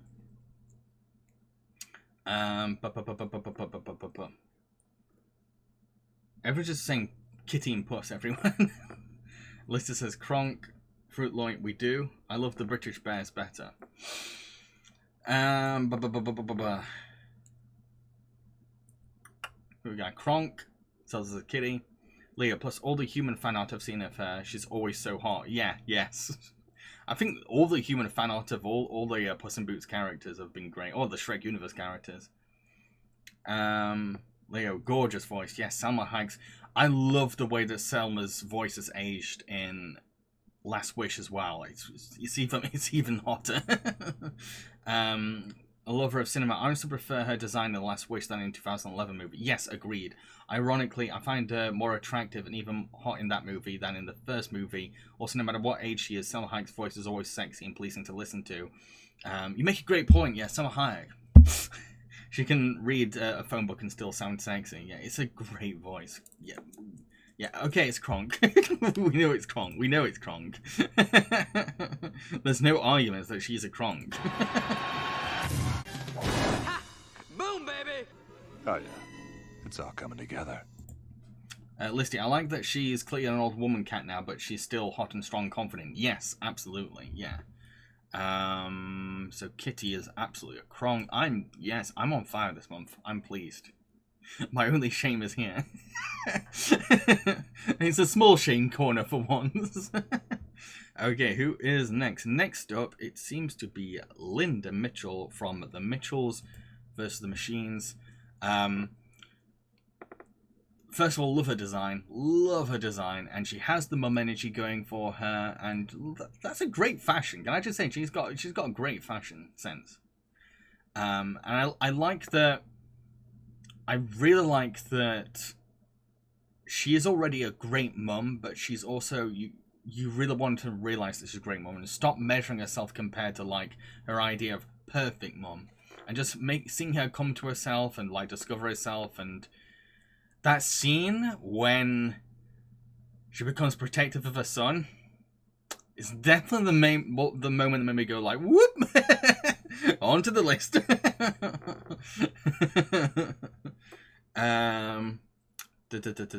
She has a scary side. Yeah, I know. That's why.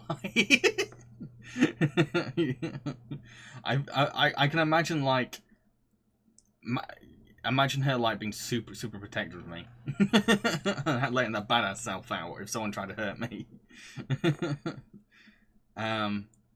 Cooper dude, I'm Linda Mitchell, mother of two. Look upon me in fear. Not sure where to put it. I don't know either. Maybe an A. Leo, mum who can and will throw down. Hell yes. Takes on a robot army. Come on. Computer guy. Love her design, love her voice, love how she keeping the family together. A or Kronk, or just that angry mama bear scene for just that Kronk for that mama bear scene. Yes, the mama bear scene is just fire. Clover, it's funny how Rudolph voiced two mums in two animated movies that came out in 2021. Mitchell's vs. Machines and Luca. Yeah, she is really good at playing mum. She's got that mum thing going for her. Yeah, I agree A. Like, there are other animated mums that make me go, ooh, more. If you know what I mean. If she was the mama bear throughout the whole film, then Kronk. That scene alone was just like, damn. Soda, must admit, when I first saw the trailer, I thought it was going to be a road trip movie that just happens to have an alien invasion, but everyone was oblivious to the fact. That would have been a funny film, actually. Just a road trip going on and alien invasion in the background. Zelda, she would have destroyed Pal in one throw quicker than Katie. Pretty much, yeah. And, like, as someone that really wants to be a dad and is looking for a partner who would, like, do anything for my kids, Linda's the kind of mum I'd want for my kids. Like, do not cross my kids. Do not harm my kids. So like Linda be like in a microsecond, protecting them. Yeah. So what tiers we're going? What tier we're giving her? What tier we're going for? Let me know. Let me know. I'm sticking with A. Also, why does she have Chucky's glasses and Rugrats? Oh my god, no! Don't ruin it! Don't ruin it. Everyone's saying A. Yeah, I agree. Yeah, let's put her in A. A. Who is next? Kronk. Kronk. It's Long. It's Long the Dragon. It's Kronk. Kronk. You can't put Genie and Kronk and not put Long there as well. What I love about Long is that, like, yes, he's a genie, but there's like so many, like, it's such an interesting take on the genie trope, and he's a very separate character from Rob Williams' Genie as well. But yeah, I love Long. I love Long so much because like I have a thing for characters that are like, I am serious, but one little thing will make him go like, and then suddenly be silly. I'm like, yes! And like, has these sarcastic moments, I find sarcasm sexy, and he can have his grumpy moments, and can we just say that his human form is fine? Boom. Where am I? Listed. I don't know, man. Didn't he marry off his daughters off to some random dude? Shady. Yeah, true.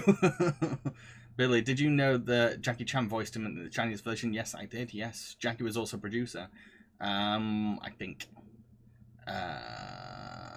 Good guy. Now he's not as good as Genie. Wish Genie would have a better Aladdin than Aladdin, but not a better Genie. I don't like his attitude throughout the film. I love his attitude. I think it's fine to have a jerk character be a jerk character, if that's the point. And it's what makes you appreciate his softer moments more. Like, I love the scene where he ends up watching a soap drama with Din's family. I love that scene so much. Oh, he was when you talk about, I'm thinking more when he's a dragon. I'm not thinking about what his past, and I'll admit that I've kind of shaken that off. I'm thinking more about like his dynamic throughout the film. Didn't he shoot a puppy in the face? I don't remember that. Cursed. Also very refreshing for a male character to have a pink color scheme. Agreed. Absolutely agreed. Okay, so I will say at this point, maybe now that you've reminded me of like his past life, yeah, maybe like a C or a B, yeah, no, or an A. I don't know. He's so hot. I love his character so much. It's got all my types right there. All my types, just like being. I said that about your comment about his human form. His human self was not a good person at all. But he's fine. when he's begrudgingly being that butler, and he's like, I'm above this. I don't want to be a butler. And he's got the silver fox going for him, and like, oh yes. Lisa says B for me is hot as a human. He damn is. I love his interaction with like modern culture. For me, that's so when he's eating the crisps and stuff like that. Billy, Jambi, could you see a version of Aladdin work in China? Yeah, Wish Dragon. That's Wish Dragon. Leo, I'd say A, but that's just me. Yeah, I know you would say that. Kurt says Kronk. Who we got? Ah, that scene. Okay, yeah. I feel like so much is compensated through his human form. When you see that scene, it's like it's such a great scene.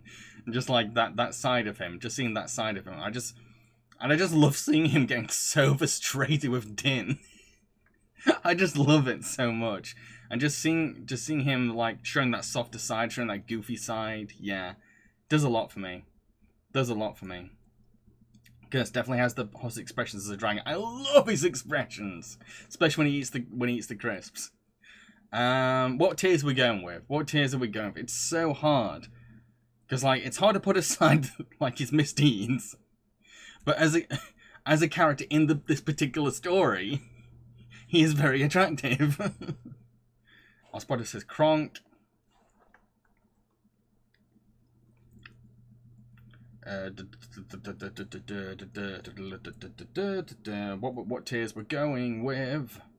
I don't know what tier. I want an objective. I want an objective stance because like I know too much of me is just like too attracted to like human form and dragon form and not thinking about warlord form.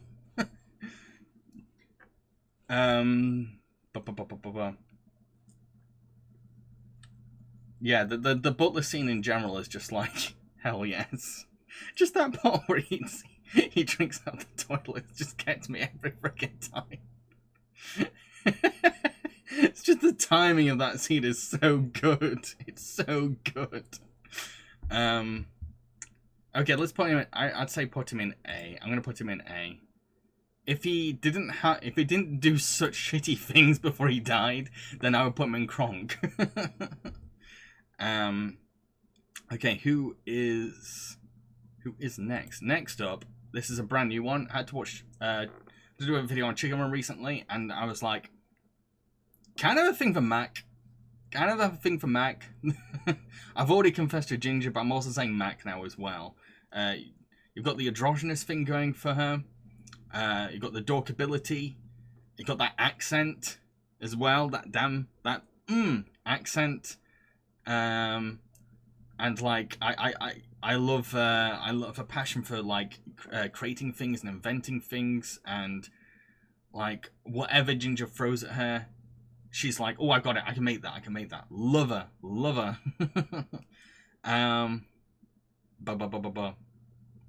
Here we go. He did some shitty things after that as well. Think about all the people he deceived as a wish dragon.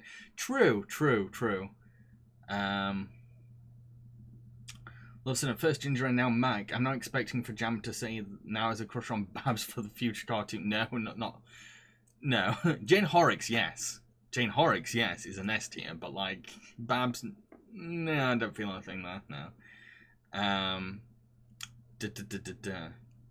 So it's wrong. I thought this character was a guy. No, again, like you've got to remember us bi people really love androgynous characters.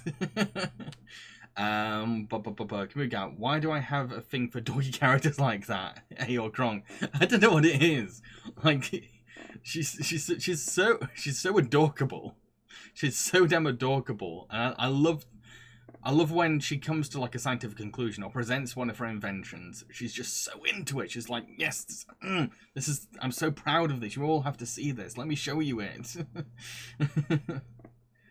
But at the same time, I like that when there's a throwdown, when there's the big fallout, she's not one to be like, oh, I'm not fighting. She's like, yeah, the accents definitely does a lot for me. So we've got some. What tiers we're giving Mac from Chicken Run? What tiers? Where do we stand with Mac? By the way, you might hear some crinkling. It's because I've got a fidget at the moment. I've got a fidget. I often need fidgets to concentrate. I want a spectrum where like I honestly will freak out if I'm not doing two things at once. It's why sometimes I'll work on two projects at the same time in some way, or I'll watch a film while doing something else.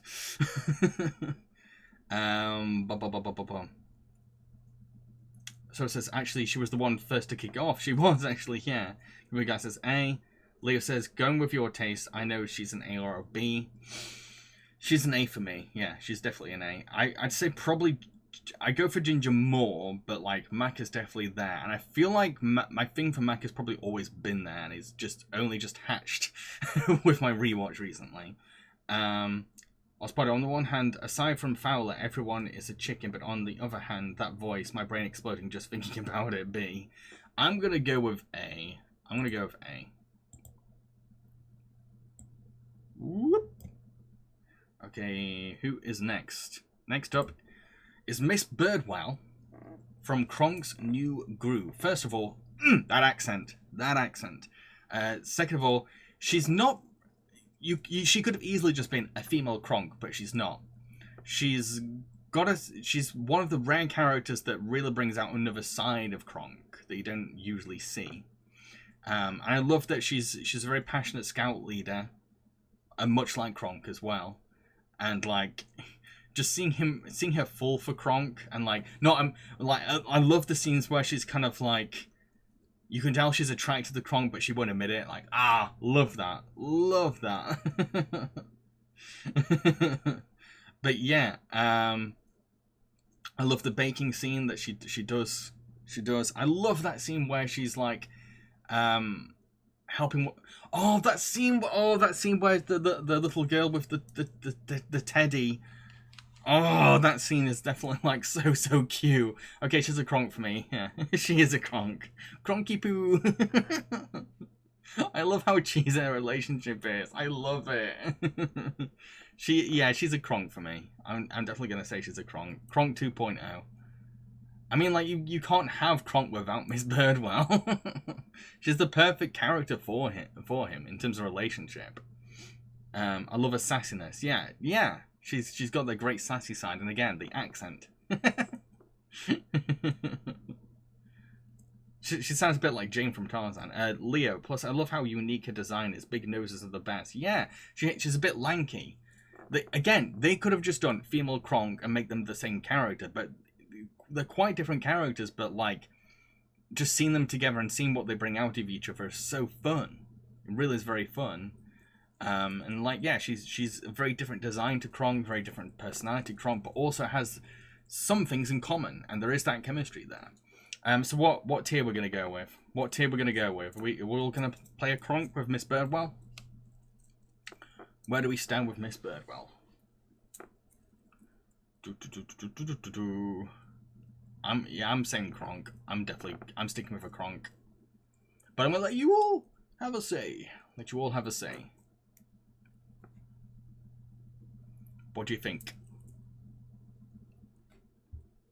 Just gonna wait for this Twitch delay. Kronk, can we do that? Listen to your heart, and your heart is saying Kronk. Yeah, she is definitely a Kronk. give her some company for Kronk. The Kronk tier. Boom, baby! Oh yeah, it's all coming together. Where is she on here? Dang it, I've lost her. There we go. Miss Birdwell. Is it Kronk? Nina. Okay, close. Ooh. Oh, I was going to say Kronk, but maybe not. I'm not too sure. She's the closest to possibly becoming a Kronk. Out of the Wish Dragon characters, maybe. But first of all, hot damn, she's beautiful. Just look at her. She's absolutely gorgeous. And, like, I really love just seeing her in a battle and, like, conflict of, like, her expectations with her love and her passion for her working class roots, for her humble roots. I really like that. And, like, you really feel for her for what she's going through, and, like, wanting a dad, not... And wanting a dad to, like, just... Oh, it's so hard to explain. A lot of people saying A. She is very down to earth. I like that when Long tries to get Din to be a jerk like him, Nina's like, "You're gonna apologize now." I love that. And then but she's also very forgiving. And once he does apologize, he's like, "Okay, cool. I'm now gonna help you with your situation." Love that. I love that she is sensible, but also has that silly side to her. That silly side that comes out the most when she's around Din or going back to her child home. She is insanely beautiful. Yes, I cannot make that any more clearer. Billy, Jamie, speaking of Sony animation, looking forward to Agent Elvis. What the hell is Agent Elvis? I've not heard of that. Can we go? This film is so sad in so many aspects now that I think about it. Fruit Lion. If she had more screen time, I'd say B. I mean A. Sorry. Apology accepted. Now go get him in. Yeah, she's insanely pretty. Insanely pretty. So yeah, what tier should we put her at? Like, I'm okay with A. I'm okay with A, but if people play Kronk, I won't be upset. So we've got some A's. A's. We got, if she had more screen time, I'd say Kronk, so A. Yeah, I do wish that. I kind of wish it was more of. She had more. It was more of a Nina movie in a sense. So Billy says, Ancient Elves is an adult animated series from Sony Pictures and Netflix with Matthew McConaughey as the voice Elvis. It's probably not why I've not paid attention to it. It's very rare that I get interested in actual animated series. I'm very picky about my animated series. Okay, so Nina is an A. Who is next on the list? Noodle from Gorillaz. I've already confessed to 2D, but Noodle... Okay, Noodle's... The thing is, Noodle is my age. So, like, I've grown up with Noodle. It's almost like Noodle is my childhood friend. Because, like, Gorillaz became a thing when I was, like, Noodle's age. But yeah, I've always Noodle's new designs. I've loved them all. I've loved her designs, and Noodle's the character is just so fun, such a fun character, and I love her fashion as well. I love that in every video you just see so much personality in her. You see so much personality in her face and like interactions with the band. I was about to say C, so it says B. But it says, how old is Noodle now? Probably in her 30s at this stage. I think she's in her 30s. Because if she... Yeah, she started when I was her age. It's kind of like the Andy situation in Toy Story. Can we go? Well, it's awkward. I mostly know Noodle from the early Gorillaz videos when she was a child. Oh dear. But also having grown up into such a cool woman, now I'd say A. Yeah. As a woman, we're making it very clear, as a woman. But yeah, I really love what they're doing with her character. I really loved it. Like, she's really grown into herself, really, with these stages of designs. I'd say I kind of like the humans design the most, probably. Even though that's not the one on screen right now. But the humans design with those glasses. Yeah, I love those glasses. Leah, I love that tired look she has. Yeah, that's the Cracker Island. This is the Cracker Island design. I really like a Cracker Island. She's got a bit of a bob cut going for her as well in the Cracker Island stage. Because the thing about Gorillaz is that there's different phases in the narrative and in the Gorillaz lore. And it's a very complicated lore, by the way. But yeah, this is the latest phase. I want to use the newest design. I want to use the newest phase. I don't know what number phase this is, but it is part of the Cracker Island album. Because the weirdest aspect of her I love is her song selection on Spotify. Listing, apparently she is 32. She started the band at 10. Yeah, I was about 10 when Gorillaz was like coming out. I didn't see those Jaguars with Noodle, sorry now. So what we're putting her? Because for me, I feel like she's not a Kronk. I feel like if there was a Gorillaz movie, they could flesh her out a bit more, and we can maybe hear her voice a bit more. Sometimes you hear her singing voice in some things, but that's mainly like a fan canon kind of thing. Goody guy, have you seen the fan clip someone made of Rhinestone Eyes? By the way, she's so damn cool in that one. Yeah, I still need to see the Rhinestone Eyes one. Still need to see that. It's a shame so many Gorillaz music videos ended up just being storyboards. Because the record labels are like, so, yeah. The window image has gone fuzzy. Strange. Okay. A Gorillaz movie in a similar way to the Beatles movie. Maybe and not maybe, because it's a different style. There was a Gorillaz movie in the works by Netflix. Take a wild guess where that ended up in the bin very quickly, probably. No, Netflix. Well, a Gorillaz movie's been in development for years. even when I was a kid, I remember being in development, and there was a point where even Terry Gilliam was assigned to direct one. Yeah. Okay. So yeah, what tier we're gonna put Noodle at? I'm sticking with A. Simpson just says, "What have I missed?" We don't have that many left to go, if I'm honest. I'd say we're kind of like maybe 3/4 in. Can we go? Would be Kronk if it wasn't awkward. About the childhood crush thing. Yeah. Billy, were the voice actors for Gorillaz attached? I don't know. I don't really know. I do encourage people to get more into Gorillaz in general. Gorillaz are a great band. It's not just a gimmick. They're a really good band. And Damon Albarn's an amazing composer, an amazing singer, and Jimmy Hewlett is just a super brilliant artist, and they go well together so well. But yeah, what tier? Come on, what tier we're gonna put Noodle at? Billy, I actually like the story of how the band got started. What tier we're putting Noodle at? Can we guys says A?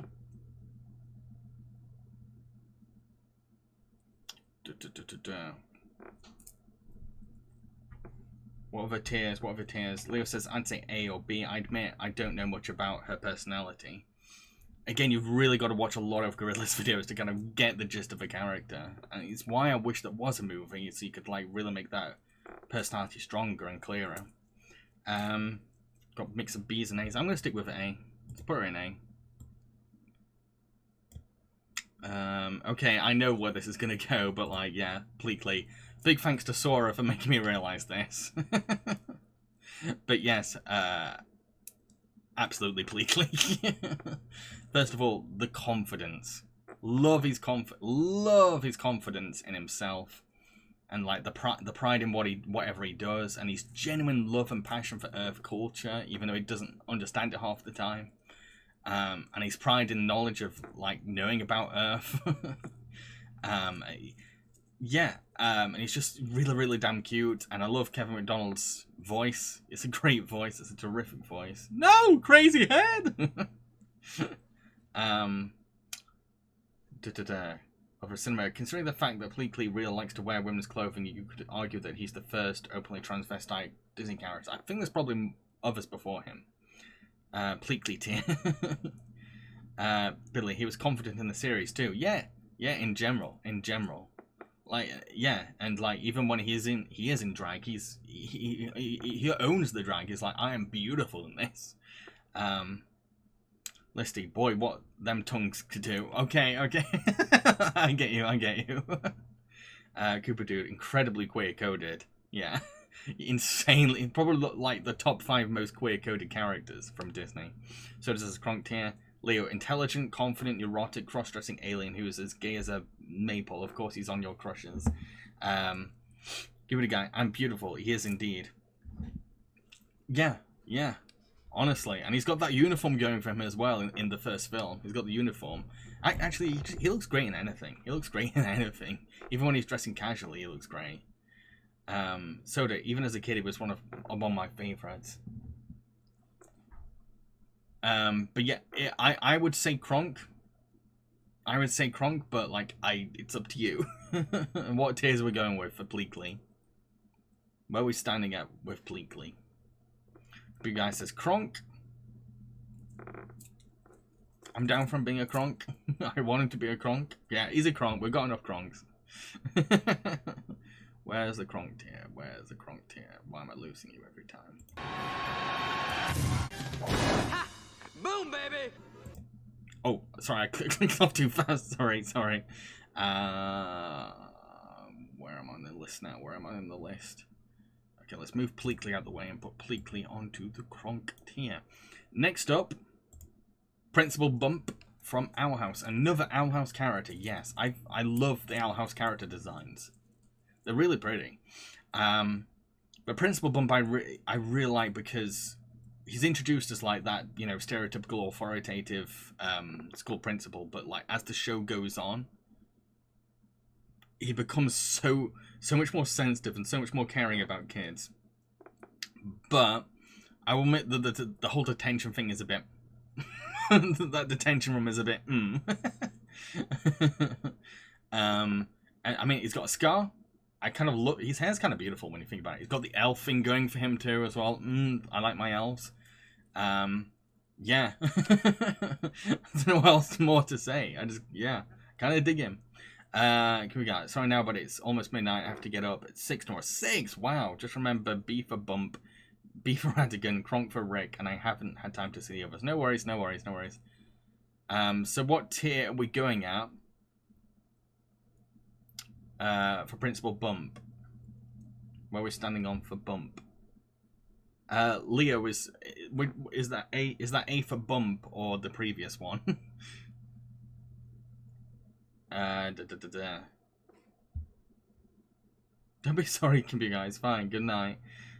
Curse. Knowing how you're describing him, he definitely has Principal Prickly vibes. He actually does have Prickly vibes. Now that I think about it, yeah, he's got the Prickly thing going for him. And dang it, oh no. Maybe Prickly deserves to be on a list for me. Definitely scores out and taking the 5th grade Prickly. Leo, it was between 2 tongues. The A was for Prickly. Or for Prickly. The A was for Pleakly. Pleakly. Yeah. So yeah, Principal Bump, what tier we're going to give him? Where is standing? I mean, like, again, I feel like there are scenes in the one of the specials where I'm just like, oh my god. Like, he cares about the students more than like some of the authorities that look over schools do. Prickly. Leo, I'll admit the one's hard for me to guess. He's an A for me. I'm gonna go with A. I'm gonna go with A, particularly the way he's been developed, and like it's gotten to a point in our house where everything's a bit dystopian, and he's like looking after all the students in the school and trying to make sure they're safe, and it's so cute. Leo, oh damn, good voice. I'll admit that often makes a difference. He does have a terrific voice. Has a terrific voice. A, what tier we're going with? Principal Bump. Where we going? Where we putting Bump? Where we're bumping him on the list. I'm kind of curious if we're going to get any more C's or D's. Looking at the list, I doubt it. I very much doubt it. No, I feel like nothing's gonna be on the same tier as Jack Horner. B, so it says B. Leo says B. We're going for lots of B for Bump. I feel like that might be the case. You know what? Yeah, looking at the B tier, I can see him kind of fitting in there nicely. Okay, let's put him in B. Who is next? Next up, Private from Penguins of Madagascar. He's just so good. He's just so good. He's so damn cute. He's got that dopey thing going for him, but at the same time, he's optimistic and he's caring. He's the heart and soul of the Penguins, and like, oh, he's just so cute. Sometimes that's enough for me. He's got a lovely voice as well. Really cute voice. Proper cinnamon roll. Just he probably gives the best cuddles in the entire world as well. So cute. Yeah, love him. It's either high A, but if we play a Kronk, I'm down for it. I'm down for him being a Kronk, but I'm also happy from being an A. I'll settle for either of those. But he is freaking adorable. Stephen Shark Private is played by Christopher Knight in the movie, and James Patrick Stewart in other media. So where we put what tier we're going with Private, or do you have anything you want to say about Private? Here's your chance in chat. So this is A.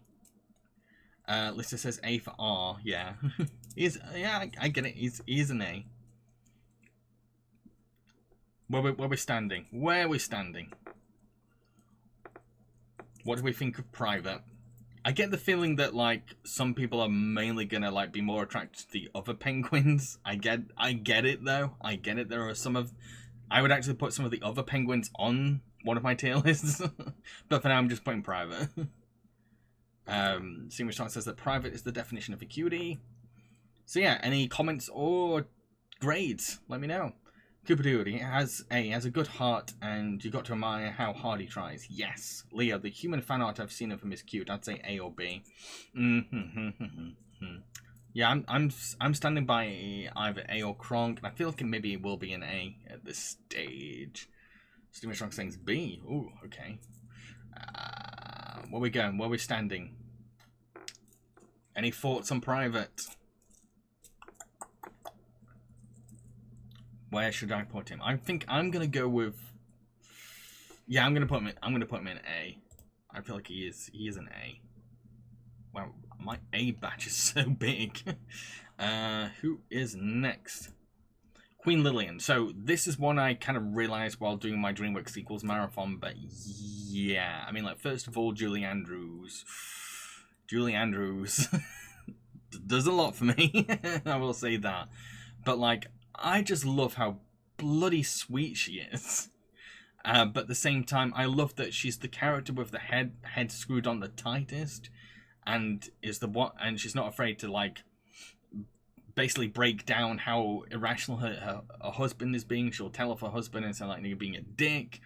I love that she just wants everyone around her to be happy and just, like, be a nice happy family. And like, oh yes, you know what, I'm gonna say Kronk.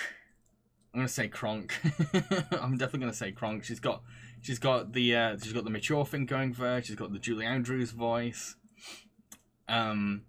She's the only one that, like, tries to create some peace and balance and everything half the time, along with Fiona. Yeah, it's mainly Shrek 2 that I go for, though. Leo, I will always admire a woman who looks at her inhuman husband and loves them anyway. yeah, like, that frog scene, yes, she doesn't care. She's not about the looks. Oh, yes. I love her. And she's accepting a Shrek right away. Well, not, she's kind of like, oh, bit strange, but then she's like, okay. Daughter's an ogre, married an ogre, cool. Anyway, family dinner, everyone. Ah! Love her. Kronk. Listed, the woman did Shape of Water before it was even a thing. True. So what tier we're going to put her at? What tier we're going for? I love her cinema. When it comes to Julie Andrews, I feel like she's the kind of actress that even when she's in a bad movie, she still puts 100% and never phones it in. Absolutely, yeah. Steam says Kronk. Soda cuts to awkward dinner with John Cleese. So what we're putting it? I'm fighting for Kronk. She's wonderful. She's absolutely wonderful. I just feel like if you were dating her, she would help you to keep yourself balanced and on track, but also be accepting of who you are as well, and just, like, not make a massive. She never makes a fuss of things. I love that about her. She's just kind of like, she just goes with the flow. She seems really at peace with herself. Leo says, I'd say A or B, given what little we do know. True. If we are getting another Shrek film, I kind of hope she gets a bigger role in that one. Lister says, say Kronk or she'll headbutt you. Yeah, she's a damn good headbutter too. Damn good headbutter.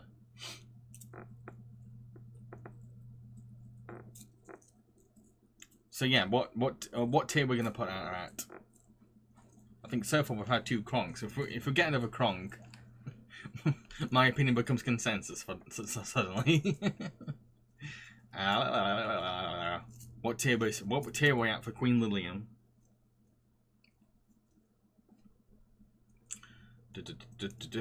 What tier? Have no fear. What tier? Let's make it crystal clear. So it says A. Any more tears? Give me your tears. Oh. Yeah. What grade are we gonna put Queen Lillian at? It's hard to really measure it based on the reaction so far. Let's listen out. I'm gonna get a few more grades and then I'll decide. I will decide. Where we're standing. Queen Lillian. Chat's suddenly gone quiet, or it might be the latency. Huh. We've only got 2 Kronks, and most have gone for like A's. Okay, let's put her in A. We'll put her in A. We'll put her in A. Fine, fine. I'll settle for A. Okay, who is next? Next up, Radigan. Yes, does a lot for me. Does a lot for me, and I'm guilty for him doing a lot for me. First of all, Vincent Price, hot damn Vincent Price, Vincent Price, Vincent Price, hot damn that voice. Second of all, incredibly fashionable. He's got the sharp teeth, hell yes. He's got that scary, deranged side, like, oof. What else to really say? Yeah. Because trouble with the chemistry set, old boy. And he's got the thing. He's got that thing with Basil as well. It's barely subtext. Leo, I know so many people thirst for him too, but it's hard to deny he'd be a terrible boyfriend. He bloody well would be. He'd be an awful partner. He'd be the worst partner you could probably imagine. Because like imagine accidentally calling him Rat. That'd be it.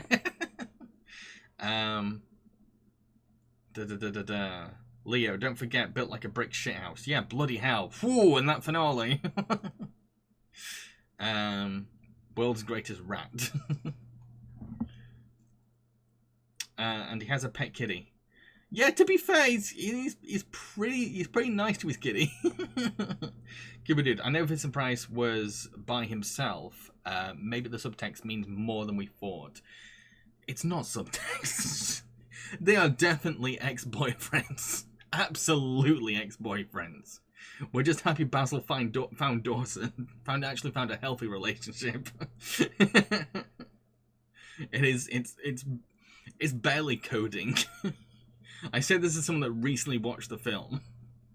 I'd say Great Mouse Detective is one of the gayest Disney films.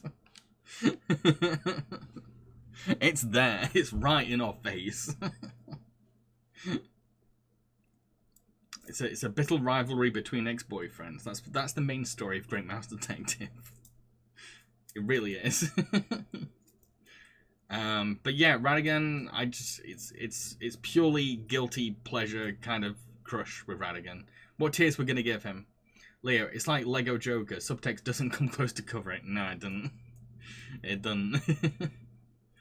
But yeah, I can't say he's confident because he's insanely insecure. But he's good at seeming confident. Ron Clements and John Musker are very underrated directors. I wouldn't say they're underrated. They've definitely got their clout, especially nowadays after getting a bit more recognition through Moana when they came back.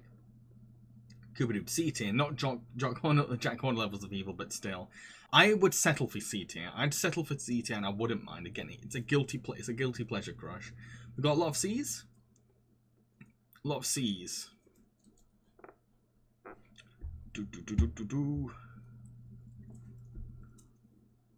Yeah, I'm okay with it being in C. We've got a lot to go through, so let's go fast. I say let's speed things up.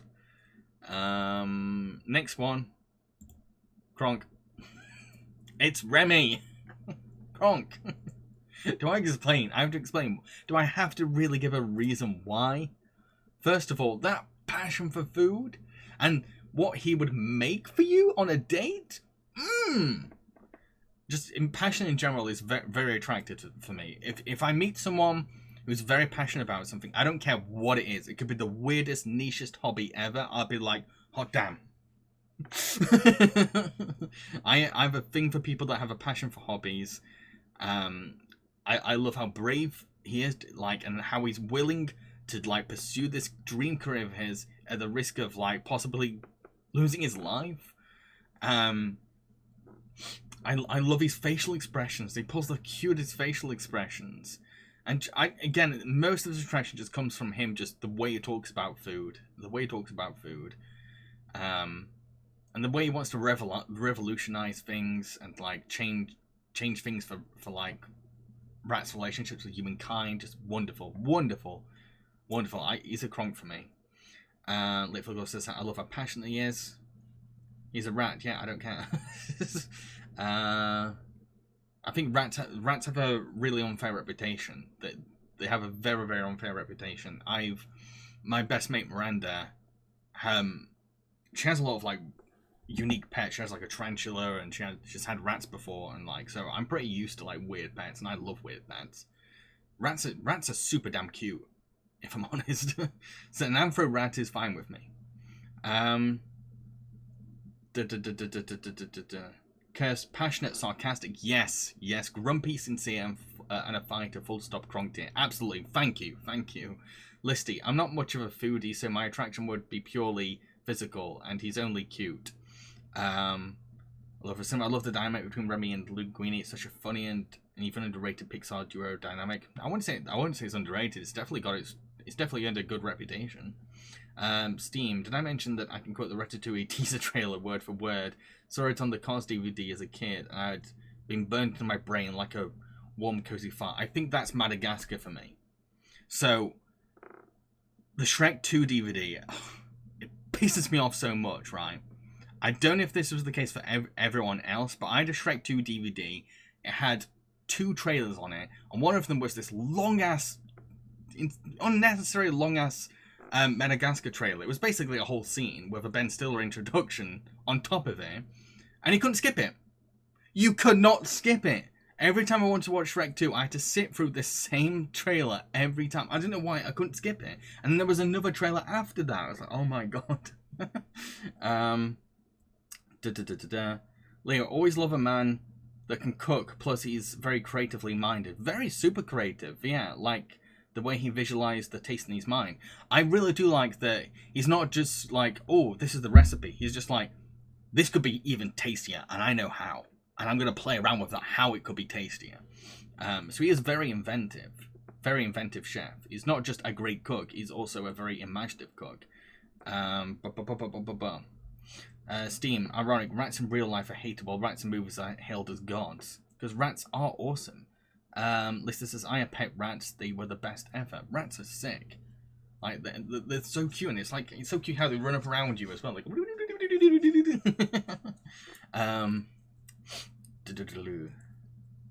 Soda, I remember that. Steam, I had an over-the-hedge thing like that with Steve Carell. Steam, Patton Oswalt suits the role down to a T too. Yeah, Patton's voice is great for the character. It fits, so it's got that neurotic kind of sound to it. So what, are we just gonna put Kronk? Is anyone gonna be a party pooper and be like, A? Because he's definitely a Kronk. He's a Kronk. Wait, I've just seen an A. Boo! He's a Kronk. He's absolutely a Kronk. Still only a B! Leo, I'd say Kronk. He is 1 in a million. Yes, thank you. We've got 2 Kronks. 1 more Kronk, please. Here we go. Great. I can't sleep, so I guess I'm back. But on my phone, Kronk for Remy. Thank you. Thank you for coming back here with the guy. You just saved Remy. Ha! Boom, baby! Oh yeah, it's all coming together. Okay. We've still got a load to go. Blimmin' egg. Where am I on the list? Whoop. Okay, so next up is Rick from Mitchell's vs. Machines. Again, I rewatched this film during my bedridden time for my toothache, and it hit me. I was like, kinda, yeah. It's a yay for me. He's like the quintessential dad. He's got the dad energy. He's got the dad bod.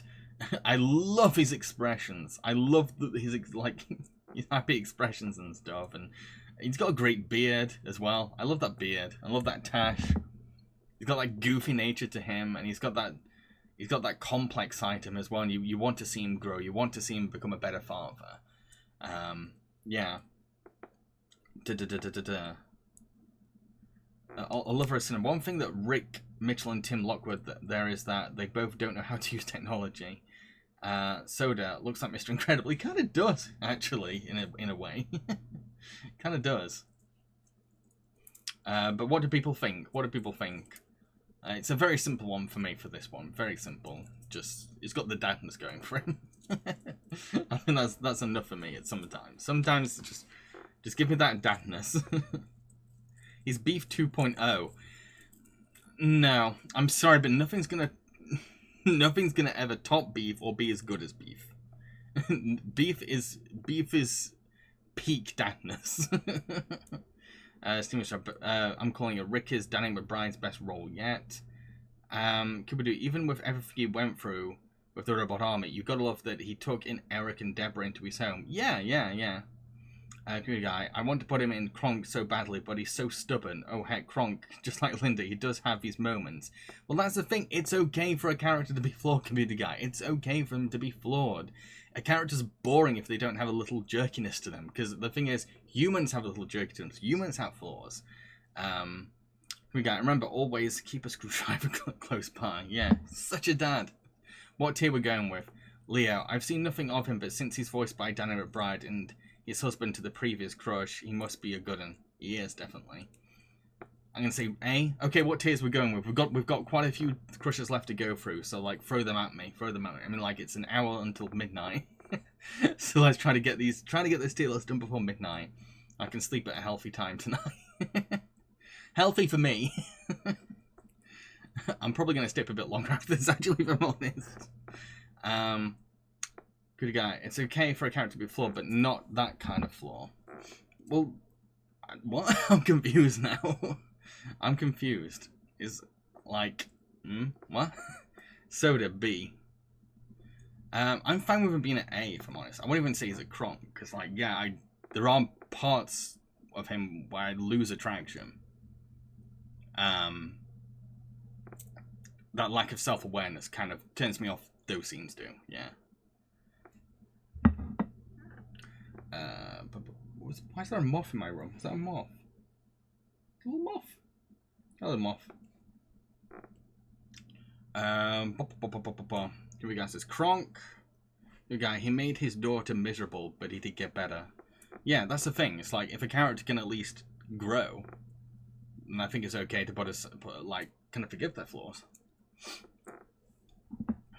And he wasn't trying to make his daughter miserable. It wasn't active, like that wasn't his intention. The problem was he was letting his pride get the best of himself. Steeman, he looks like an American Nigel Thornberry. He actually kind of is in a way, sort of, a little bit. Okay, what tiers? Come on, throw the tiers at me. We've got a lot to get through, so throw your tiers. What tier we giving? I'm fine with A. I'm sticking with A. We're gonna mix of B's and A's. I'm just gonna go with A. We've got to speed this up, so let's. Okay. Next one. I put off for a long time because I'm the kind of person that's like, I could be stubborn when it's like, oh, everyone else has a crush on her. It kind of puts me off because I'm like, I don't want to be like another person that has a crush on her. But I'm getting it now. After rewatching Kim Possible for bedtime recently, it hit me.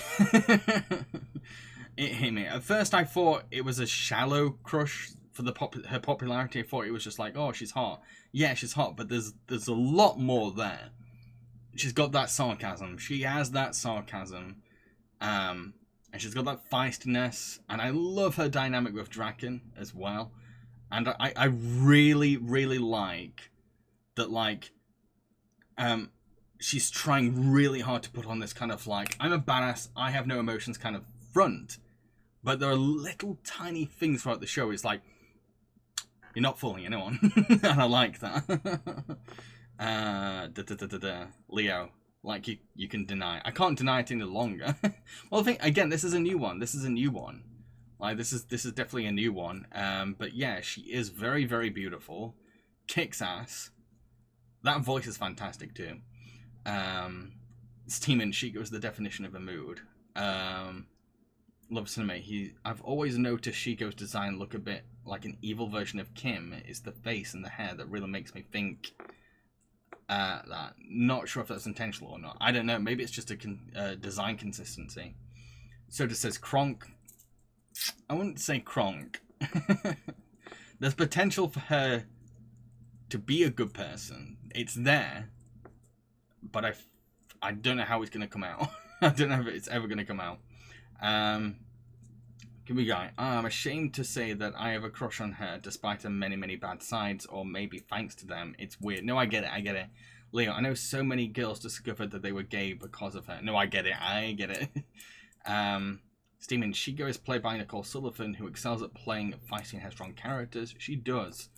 Okay, we've got 2 Kronk so far. Steaming, for ranking, I'm going to say A. So, yeah, throw your tears. Sorry, I forgot to put Rick in A. But yeah, Shigo. Where we're putting Shigo? If we get one more Kronk, then I'll put her in Kronk. I feel like the consensus is maybe A, though. I see it's a strong A. It's a strong A going on right now. Yeah, love A's. Unless we get another Kronk right now, she's gonna be stuck in A, bless her. Kronk, too late.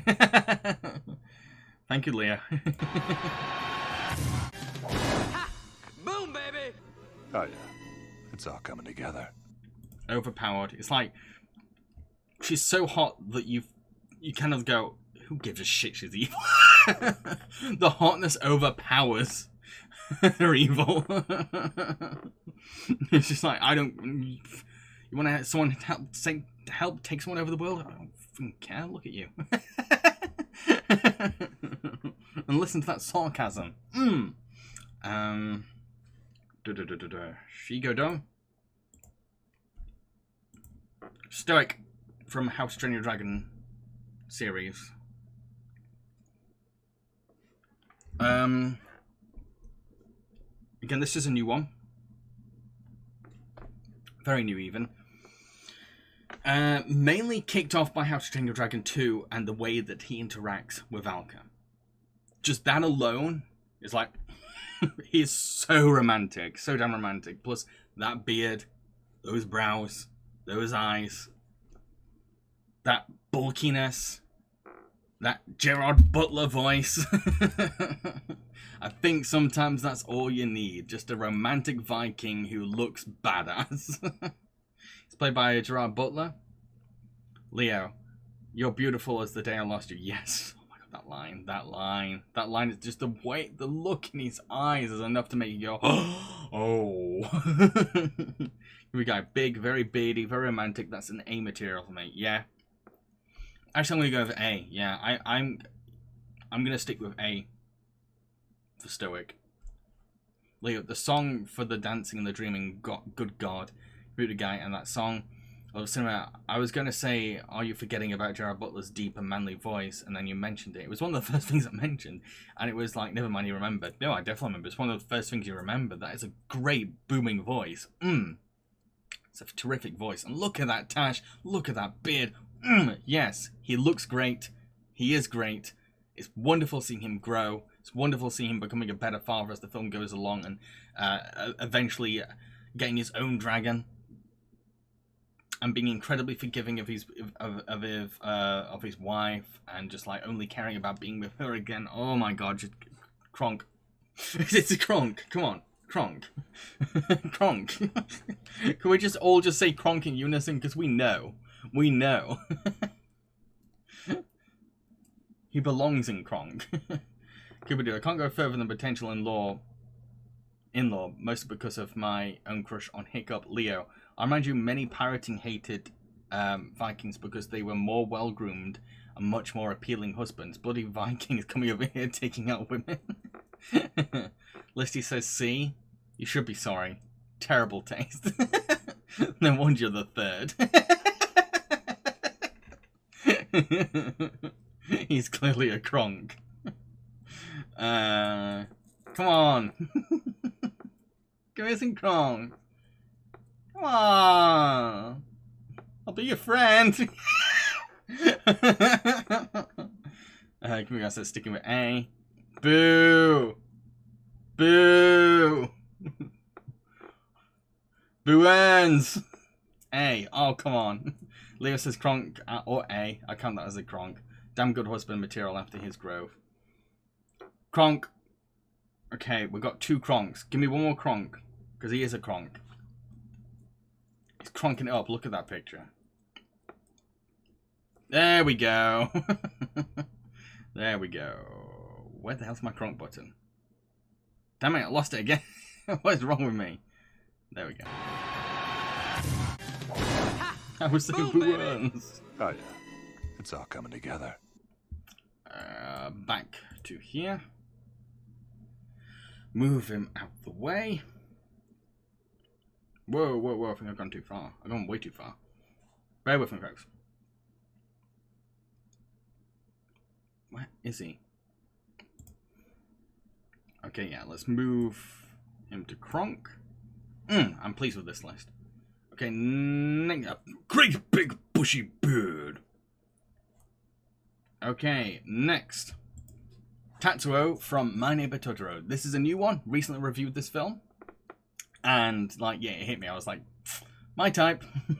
He's got the adorableness. He's got the dad energy. He's got the dadness to him. He's a great dad. Inspires his kids to be imaginative. Manages to keep his cool all the time. Despite how much he's going through.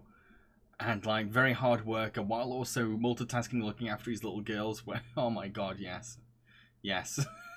He's a Kronk. He's a Kronk. Obviously, one of my favourite Tatsuo moments is when he comforts Mei after she's upset that he and Satsuki can't see Totoro for the first time. That's the moment when he made me go, he's such a wonderful dad. Yes. Instant Kronk. He's such a good, he's just such a damn good, he's such a damn good dad. he's too perfect. It's just like, oh, I'm sticking with Kronk. For me, he's an ultra Kronk. Considering everything he goes through, the fact he can keep his cool. Holy shit. Holy shit. It's amazing. Steeman, a role model for positive masculinity, absolutely. Computer guy. Great dad, amazing dad actually. He cares for his daughters and he encourages them to be imaginative. Plays with May as he's doing work from the university. If he's not in Kronk, I'm leaving the stream. Agreed. I'm going to end the stream. Come on now. Bring in the Kronks. Tatsuo is just amazing. I love Tatsuo. He's also got the 80s hair going for him. He's got the cute little vest. Oh, yes. Got 2 Kronks. I guess computer guy's saying Kronk. Leo, I haven't seen Totoro, but after watching the review, I was like, well, he's going to be on the next list. Yeah. He just went when I did the review. Yeah, he's Kronk. Kronk, absolute Kronk. Ha! Boom, baby! Oh, did you do fast again? I didn't do fast, sorry. Where am I on the list? Where am I on the list? Oh, gone too fast again. Hang on, folks. Dang, this is a good list. I know I keep saying that, I'm sorry, but I'm really happy with this list. Okay. You'll be happy, computer guys. We've got another Hilda character. The Bellkeeper. Oh, love the Bellkeeper. Love him. First of all, great design. Brilliant design. Just, I love the hair. Love that beard. Love that tash. Everything. Those eyes. Again, the Hilda eyes are all wonderful. And I really like that he's been assigned to this job that's like dictated by like a lot of fear, a lot of control to do with the authority of Trollberg and stuff. He does his best to do that job, but he's also not afraid to rebel against the wrong sides of it. And his voice is wonderful. He's got a great Northern English voice. And like I love that you can't. It's very hard to kind of. There's something kind of attractive about not knowing what's going through his head. There's a little mysteriousness going through him. Computer guy, 80s hair, but this film it took place in the 50s. It did, but I feel like The film was made in the 80s. I feel like I feel like Miyazaki was more influenced by like the 80s, the hair at the time. So Kronk from Computer Guy, steaming. Looks like a young David Spade. What? What? Only not blonde and a mustache. Huh? I don't see it, sorry. Here we go, the Bellkeeper. People have so many theories that I don't agree with about him being Hilda's father, but I like his character a lot. It's a terrific character. It's such a terrific character, because you feel like at first, okay, he's just going to do his job, but like the more you get to know him, you're more kind of like, okay, he actually respects and loves nature, and he loves his sandwiches. He even though he disagrees with the system, he does try to do his best to protect Trollberg from the trolls. But I'm probably going to go with... I'm going to go with A. Simi Strong. Also, since I saw Mac on the list, what are your thoughts on the upcoming Chicken Run sequel? This isn't a Q&A, mate. I'm not going to turn this into Q&A. We're focusing on the Bellkeeper at the moment. Sorry.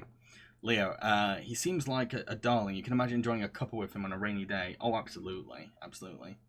Good guy. We haven't seen him enough for me to put him in Kronk, sadly. I agree. I feel like if there was more of him, he got more episodes and he deserved more episodes, I possibly would put him straight into Kronk. There's a lot of potential with his character. But because they focus so much on his mysteriousness, it's hard to be fully confident and put him into Kronk. No worries, Steven Shang. No worries.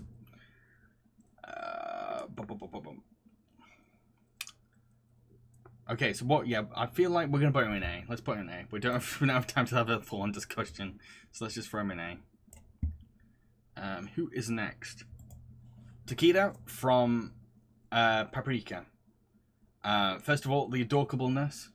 He looks like someone that would give the most amazing hugs on the entire planet. He looks so cuddly, so good, and I love his expressions. He's got the cutest expressions, especially when he's timid. And I love how passionate he is about science. I love that he's not letting go of his inner silliness. Like he's happy to he lets his nerdiness out. Yes. Yes. He's an A for me. He's probably an A for me. Probably an A. What's Paprika? Paprika is an anime film by Satoshi Gon. Camilla says he looks friendly enough. B. I'm sticking with A. Let's be nice, folks. Let's be nice. He's an A. He's definitely an A. Yeah, I'm mainly just attracted to his adorability. Let's just say. I just really like his adorability. Yeah. What tiers we're going with? What tiers we're going with? We've only got looks like 5 more to go through. So let's pump through these.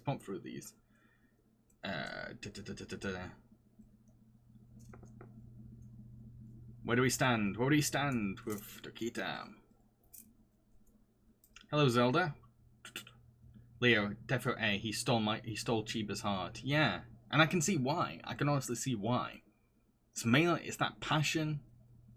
And I love seeing what Chiba can bring out of him as well. Hello, Moth. Cute. So yeah, what tiers we're going with? Let's push through these.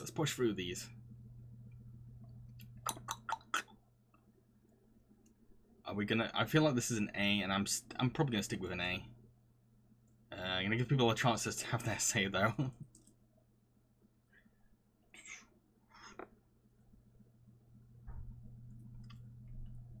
Okay, A. Yeah, let's go with A.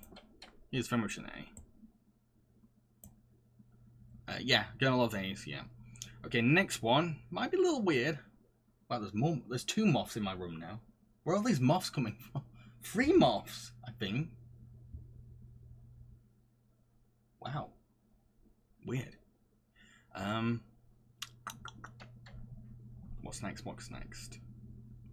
think it's because my room's so hot. It's becoming a tropical room. Okay, who is next? And my next one is the uncle and auntie from When Marnie Was Here. They're just really lovely. They're just so insanely lovely.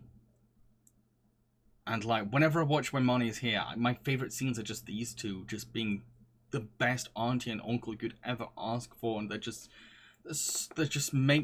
do their best to make I think it's Anne or Anya or Annie, I can't remember the main character's name now, make her feel at home. And even when the girl is like, it is Anne, isn't it? It's Anne. Even when Anne is like in trouble, they're understanding, they're forgiving, and just love them. I love their dynamic as well. Like you got the lovely mama figure going off here. We also got like the cheeky uncle playing off each other. I love it. Love the dynamic. They are insanely sweet. Anna, yeah. Steaming Shock, love those designs. They're great designs. They're terrific designs. Leo, I remember them. They were such a sweet couple, and they're at the age where it's been so long that they're still so comfortable and cozy with each other. And that's often one of the best things you can ever want in a long-lasting relationship. Yeah, they'll tease each other, but like you can tell that they absolutely adore each other. Yeah. Leo, no surprise that Ugly cry at this film every single time. I get you. But yeah, these two, full on hard crush, not gonna lie. Like they're honestly like really close to like the kind of person I look for in a partner. Just someone really laid back and loving and understanding. But also has a bit of a cheeky side, a bit of a playful side. Listy. I don't remember them at all, but I've only watched the film once. Watch it again, it's a great film. Just in those designs alone, they're just lovely designs. They're just lovely designs. Here we go. They are great people to host their niece and take care of her like that. And the house feels so warm and welcoming. Oh, it does. Honestly, my favorite scenes in the film are just hanging out with them. Some of my favorite scenes are just chilling with them. You just feel so safe around them. You really do. A or Kronks. Okay, tears. Auntie and uncle. What grade are we going to put them at?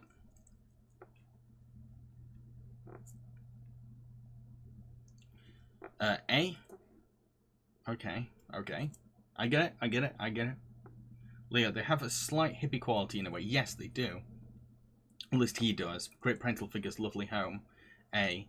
If you put them in Kronk, push the button twice instead, there's two people.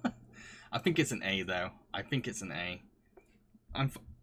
fine with being an A. Gotta get through these. Moths, please get out the camera. I'm trying to concentrate. Where am I now? Right, I've lost where I am in the list. Oh, there we go. So next up is Valka. Kate Blanchett, Kronk. Moving on. Yeah, first of all, Kate Blanchett. Hell yes. Hell freaking yes to Kate Blanchett. Beautiful woman. Absolutely beautiful woman. I love her admiration and affection for dragons. I love how human she is and how she's got so much to overcome. And how sincere she is about restarting a family. And hell yes. Hell yes, Valka. I would be down for putting her in Kronk. I mean, we put Stoic in Kronk. We've got to put Valka next to Stoic. I feel like, makes sense. Moths chill.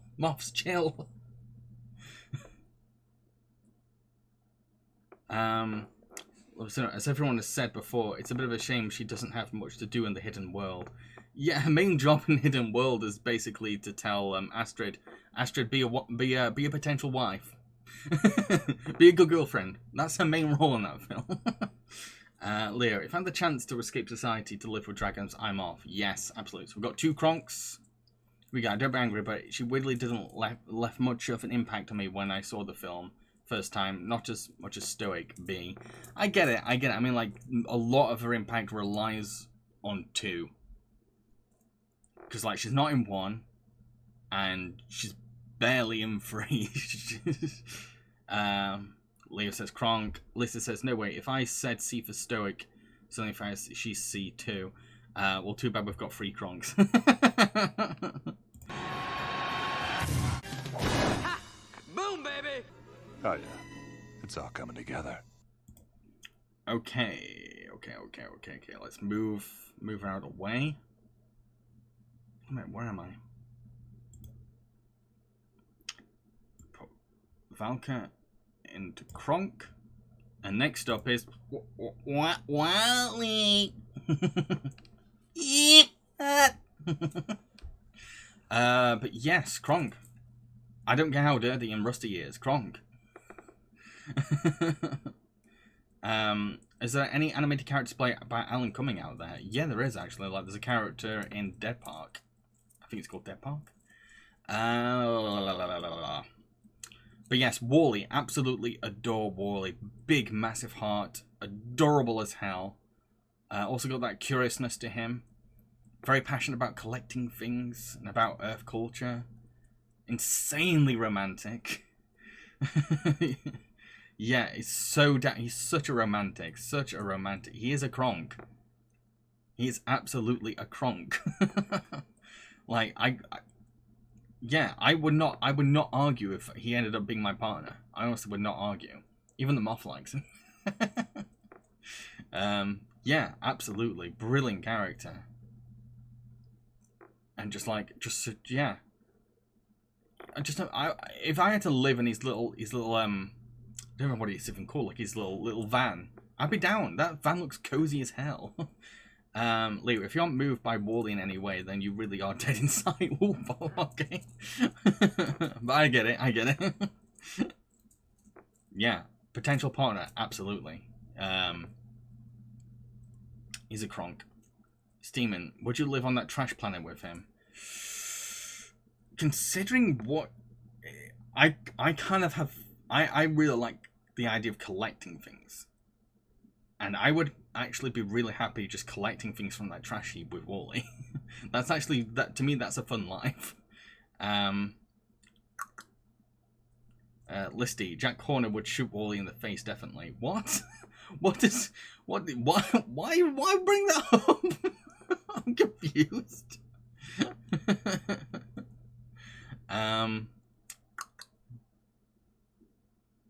But yeah, and like once he realized the lengths he goes to protect that plant. Oh my god, the lengths he goes to protect that plant. Once he realizes how important it is to Eve. Wow. Love of cinema. Find a guy who looks at you the way Wally looks at Eve. So damn cute. Yes. Listy, Leo mentioned being dead inside like Joanna says he is. I was confused. I was like, what?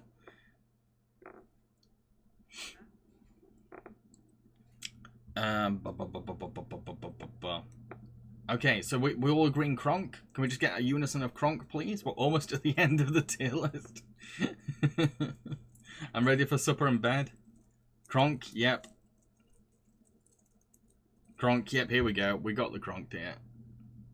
Ha! Boom, baby! Oh yeah, it's all coming together. Okay, let's move Wally out the way and move on to my last choice of the stream. Last of all is Wild Style. I didn't expect to be able to crush on a Lego character, but I did. And it happened while I had to watch the Lego movie for my Minecraft video. It just hit me randomly. I was like, oh, okay, no, I get it. You got the hair. You got the cute freckles. Those eyes are very pretty. She's got very lush lips. She looks great in the corset, but also looks great in anything really. Like even when she's wearing punk clothes, she looks great. And like I get why she's popular with the guys. And like she's an amazing builder as well. Absolutely stunning, brilliant builder.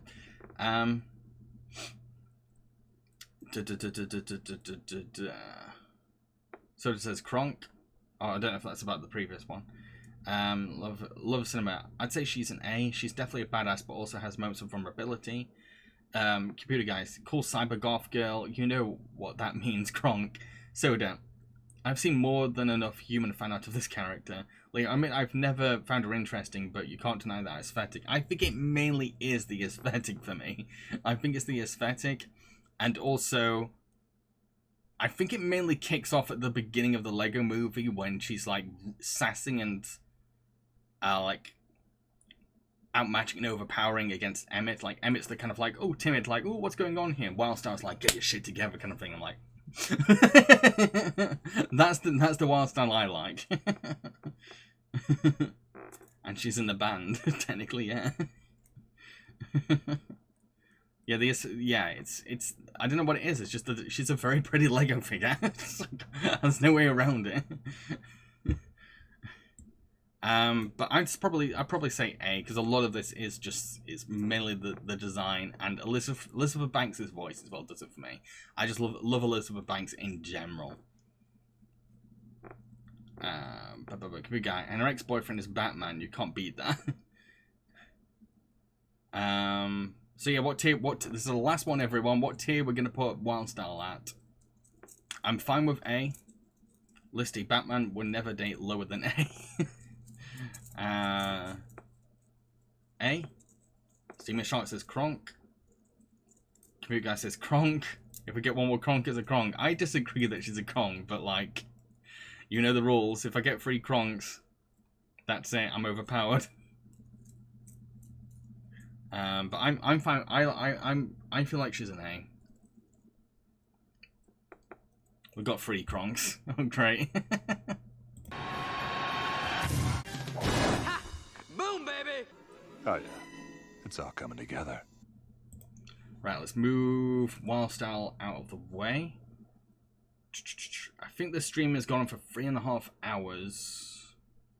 That's it? Yes, 3.5 hours. I've lost where I am.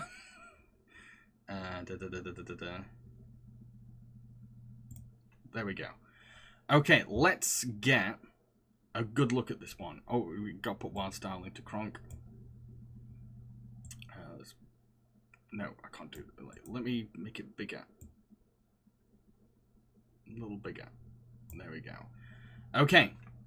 So, in Kronk tier, we have Camilla from Owl House, Courage the Cowardly Dog, Dawson from Great Mouse Detective, Din from Wish Dragon, Eve from Wall-E, Gromit from Wallace and Gromit, Genie from the Aladdin franchise, Hector from Coco, forgot his name already, Koei, from Sweetness and Lightning, Joanna from Hilda, Kaiser from Hilda, Kitty Softpaws from the Puss in Boots films, Miss Birdwell from Kronk's New Groove, Pleakly from the Lilo Stitch franchise, Shigo from Kim Possible, Stoic from How to Train Your Dragon, Tatsuo from My Neighbor Totoro, Valka from How to Train Your Dragon, Wall-E from Wall-E, and Wild Style from the Lego movies. In A, we have Annie from Iron Giant, Basil from The Great Mouse Detective, Chiba from Paprika, Don Carlton from Monsters University, Faversham from Great Mouse Detective, Gerda from Hilda, James Possible from Kim Possible, Jerry from The Great North, Jumba from the Lilo Stitch franchise, Linda Mitchell from Mitchell's vs. the Machines,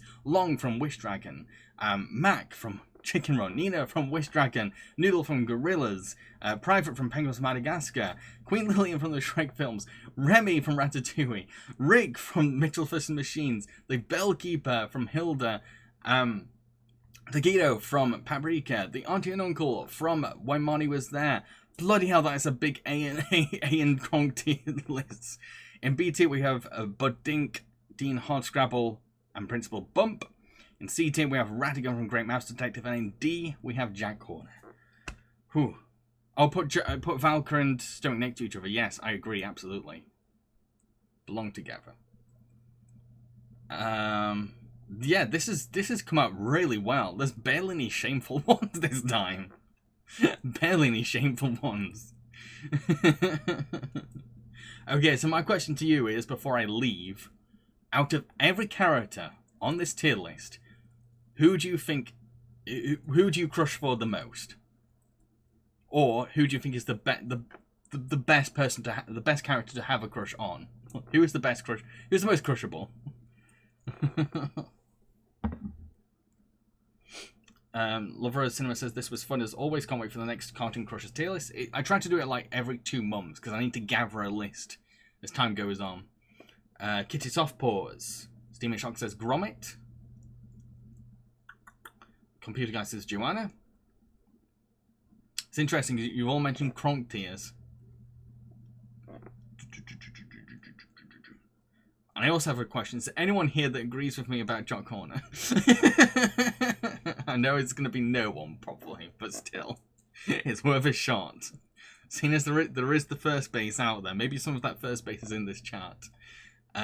So it's ironic. I've been first thing after these characters, and I don't know which ones I probably have the biggest crush on. Leo says that's a tough one. Leo, I think you'd go for either Stoic or the Bellkeeper. I feel like those are, or Radigan. I feel like those are the most Leo characters. No. Lister says Jack is hot. I just can't decide whether the puppy shooting. Steven Sharp. Jack Horner is a homicidal maniac, but he is the kind of shining, gleaming man god.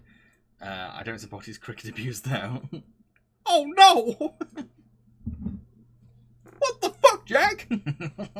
Jeez! Oh no! Jumba and the Dragon. Yes, those are very Leo characters too, yes. But which one out of them would you say, would you yay the most to? That's the question. Listy, I choose Radigan or Pleakly. Interesting. Yeah, this has been a good list. This has been a good list. But I kind of prefer... That is a question. Do you prefer it when I have, like, a mix of what the fucks and... and like good taste, or do you prefer it when I have like more wholesome ones like this? Steven Shark, dude, that was a great Jimmy Stewart impression. Thank you. Leo, given the choice, I'll go Dragon. It's a good package deal. Yes. Mix. You prefer a bit of a mix. I'll keep that in mind, but like I can't control who I develop crushes on for the next 2 months. Let's just say. But I do like it when I find some weird ones. It's just that I've watched a lot of wholesome content this season. Enjoy more shame. I'll try to find some shameful ones. I'll try. And maybe one day I'll find the courage to like unearth some ones that I've been repressing. There are some ones where it's like, oh god. I will say, the thing is, like, I'd say some of the Digimon. I would actually put some of the Digimon on my lists. Those over-designed, weird-ass designs. Seems such as Private 2. It's just that good. Can we go? One last question. Do you sometimes feel that Hilda is almost as much as about the title character as about her mum? Yeah, I get you. Leo, I cannot wait to hear about them first. I don't know if I'll ever put any Digimon on the list. Because I don't know how I'd defend any of them. Or explain some of them. Some of them are easy to explain. Some of them I think I have probably put some Digimon on here before. I put Angel Woman on here before, but that's a normal one. I forgot. I had, and I might have, a crush on Moses from Prince of Egypt. I swear I'm not into religious figures, but first of all, he's so beautifully drawn, and it's well written. And I feel for him in his journey. At the top of it, it's so loving towards his wife. Steaming, what about Double D? Has he been on the list yet? No, because he's underage. Double D was my childhood crush. No, I've grown up now. I'm an adult now. That's just weird. I only put adults in these lists.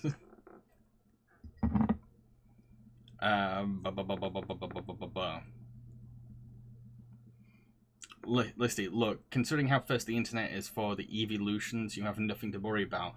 No, the Pokemon crushes are innocent and cute, and I get them. And like, it's easier to do a Pokemon Smash and Pass than a Digimon Smash and Pass. Because, and I will say this as a super fan of Digimon, has watched every first 3 seasons 100 times probably by now. Some of those designs are jank as fuck.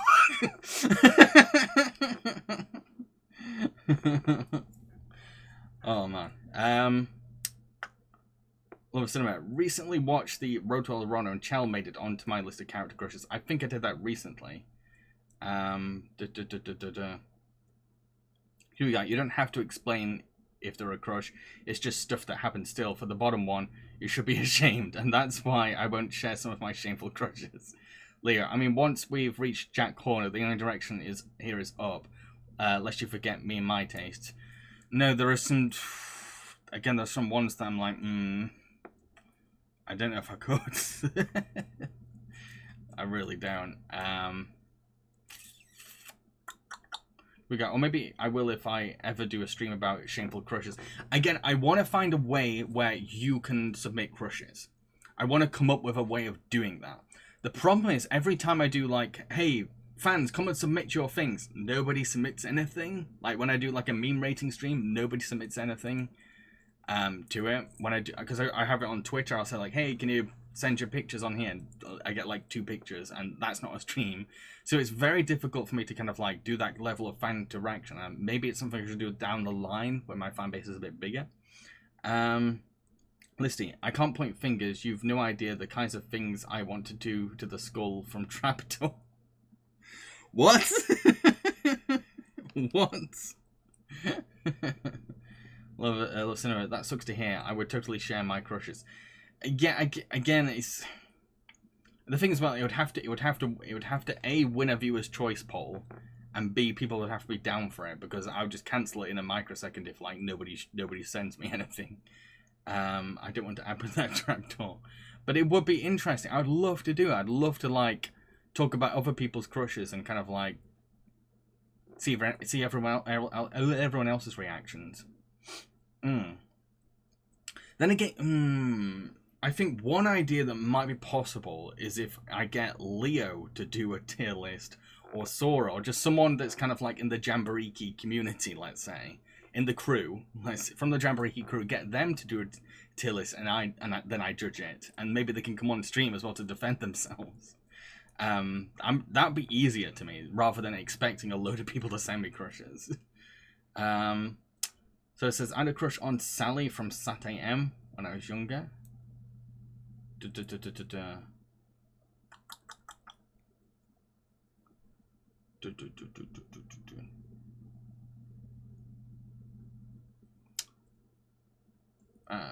Like your beloved mods. Oh, I like that. I feel that's easier to market as well. Like Jambareeqi's mods cartoon crush tier list. I kind of love that idea. I kind of do love, and that'd be a good one to do in the middle of like my next own tier list. Are the mods down for that? Then again, it might be hard to do because like I feel like there would have to be like a character limit for each one so we could get through them all. Liddy says I quit.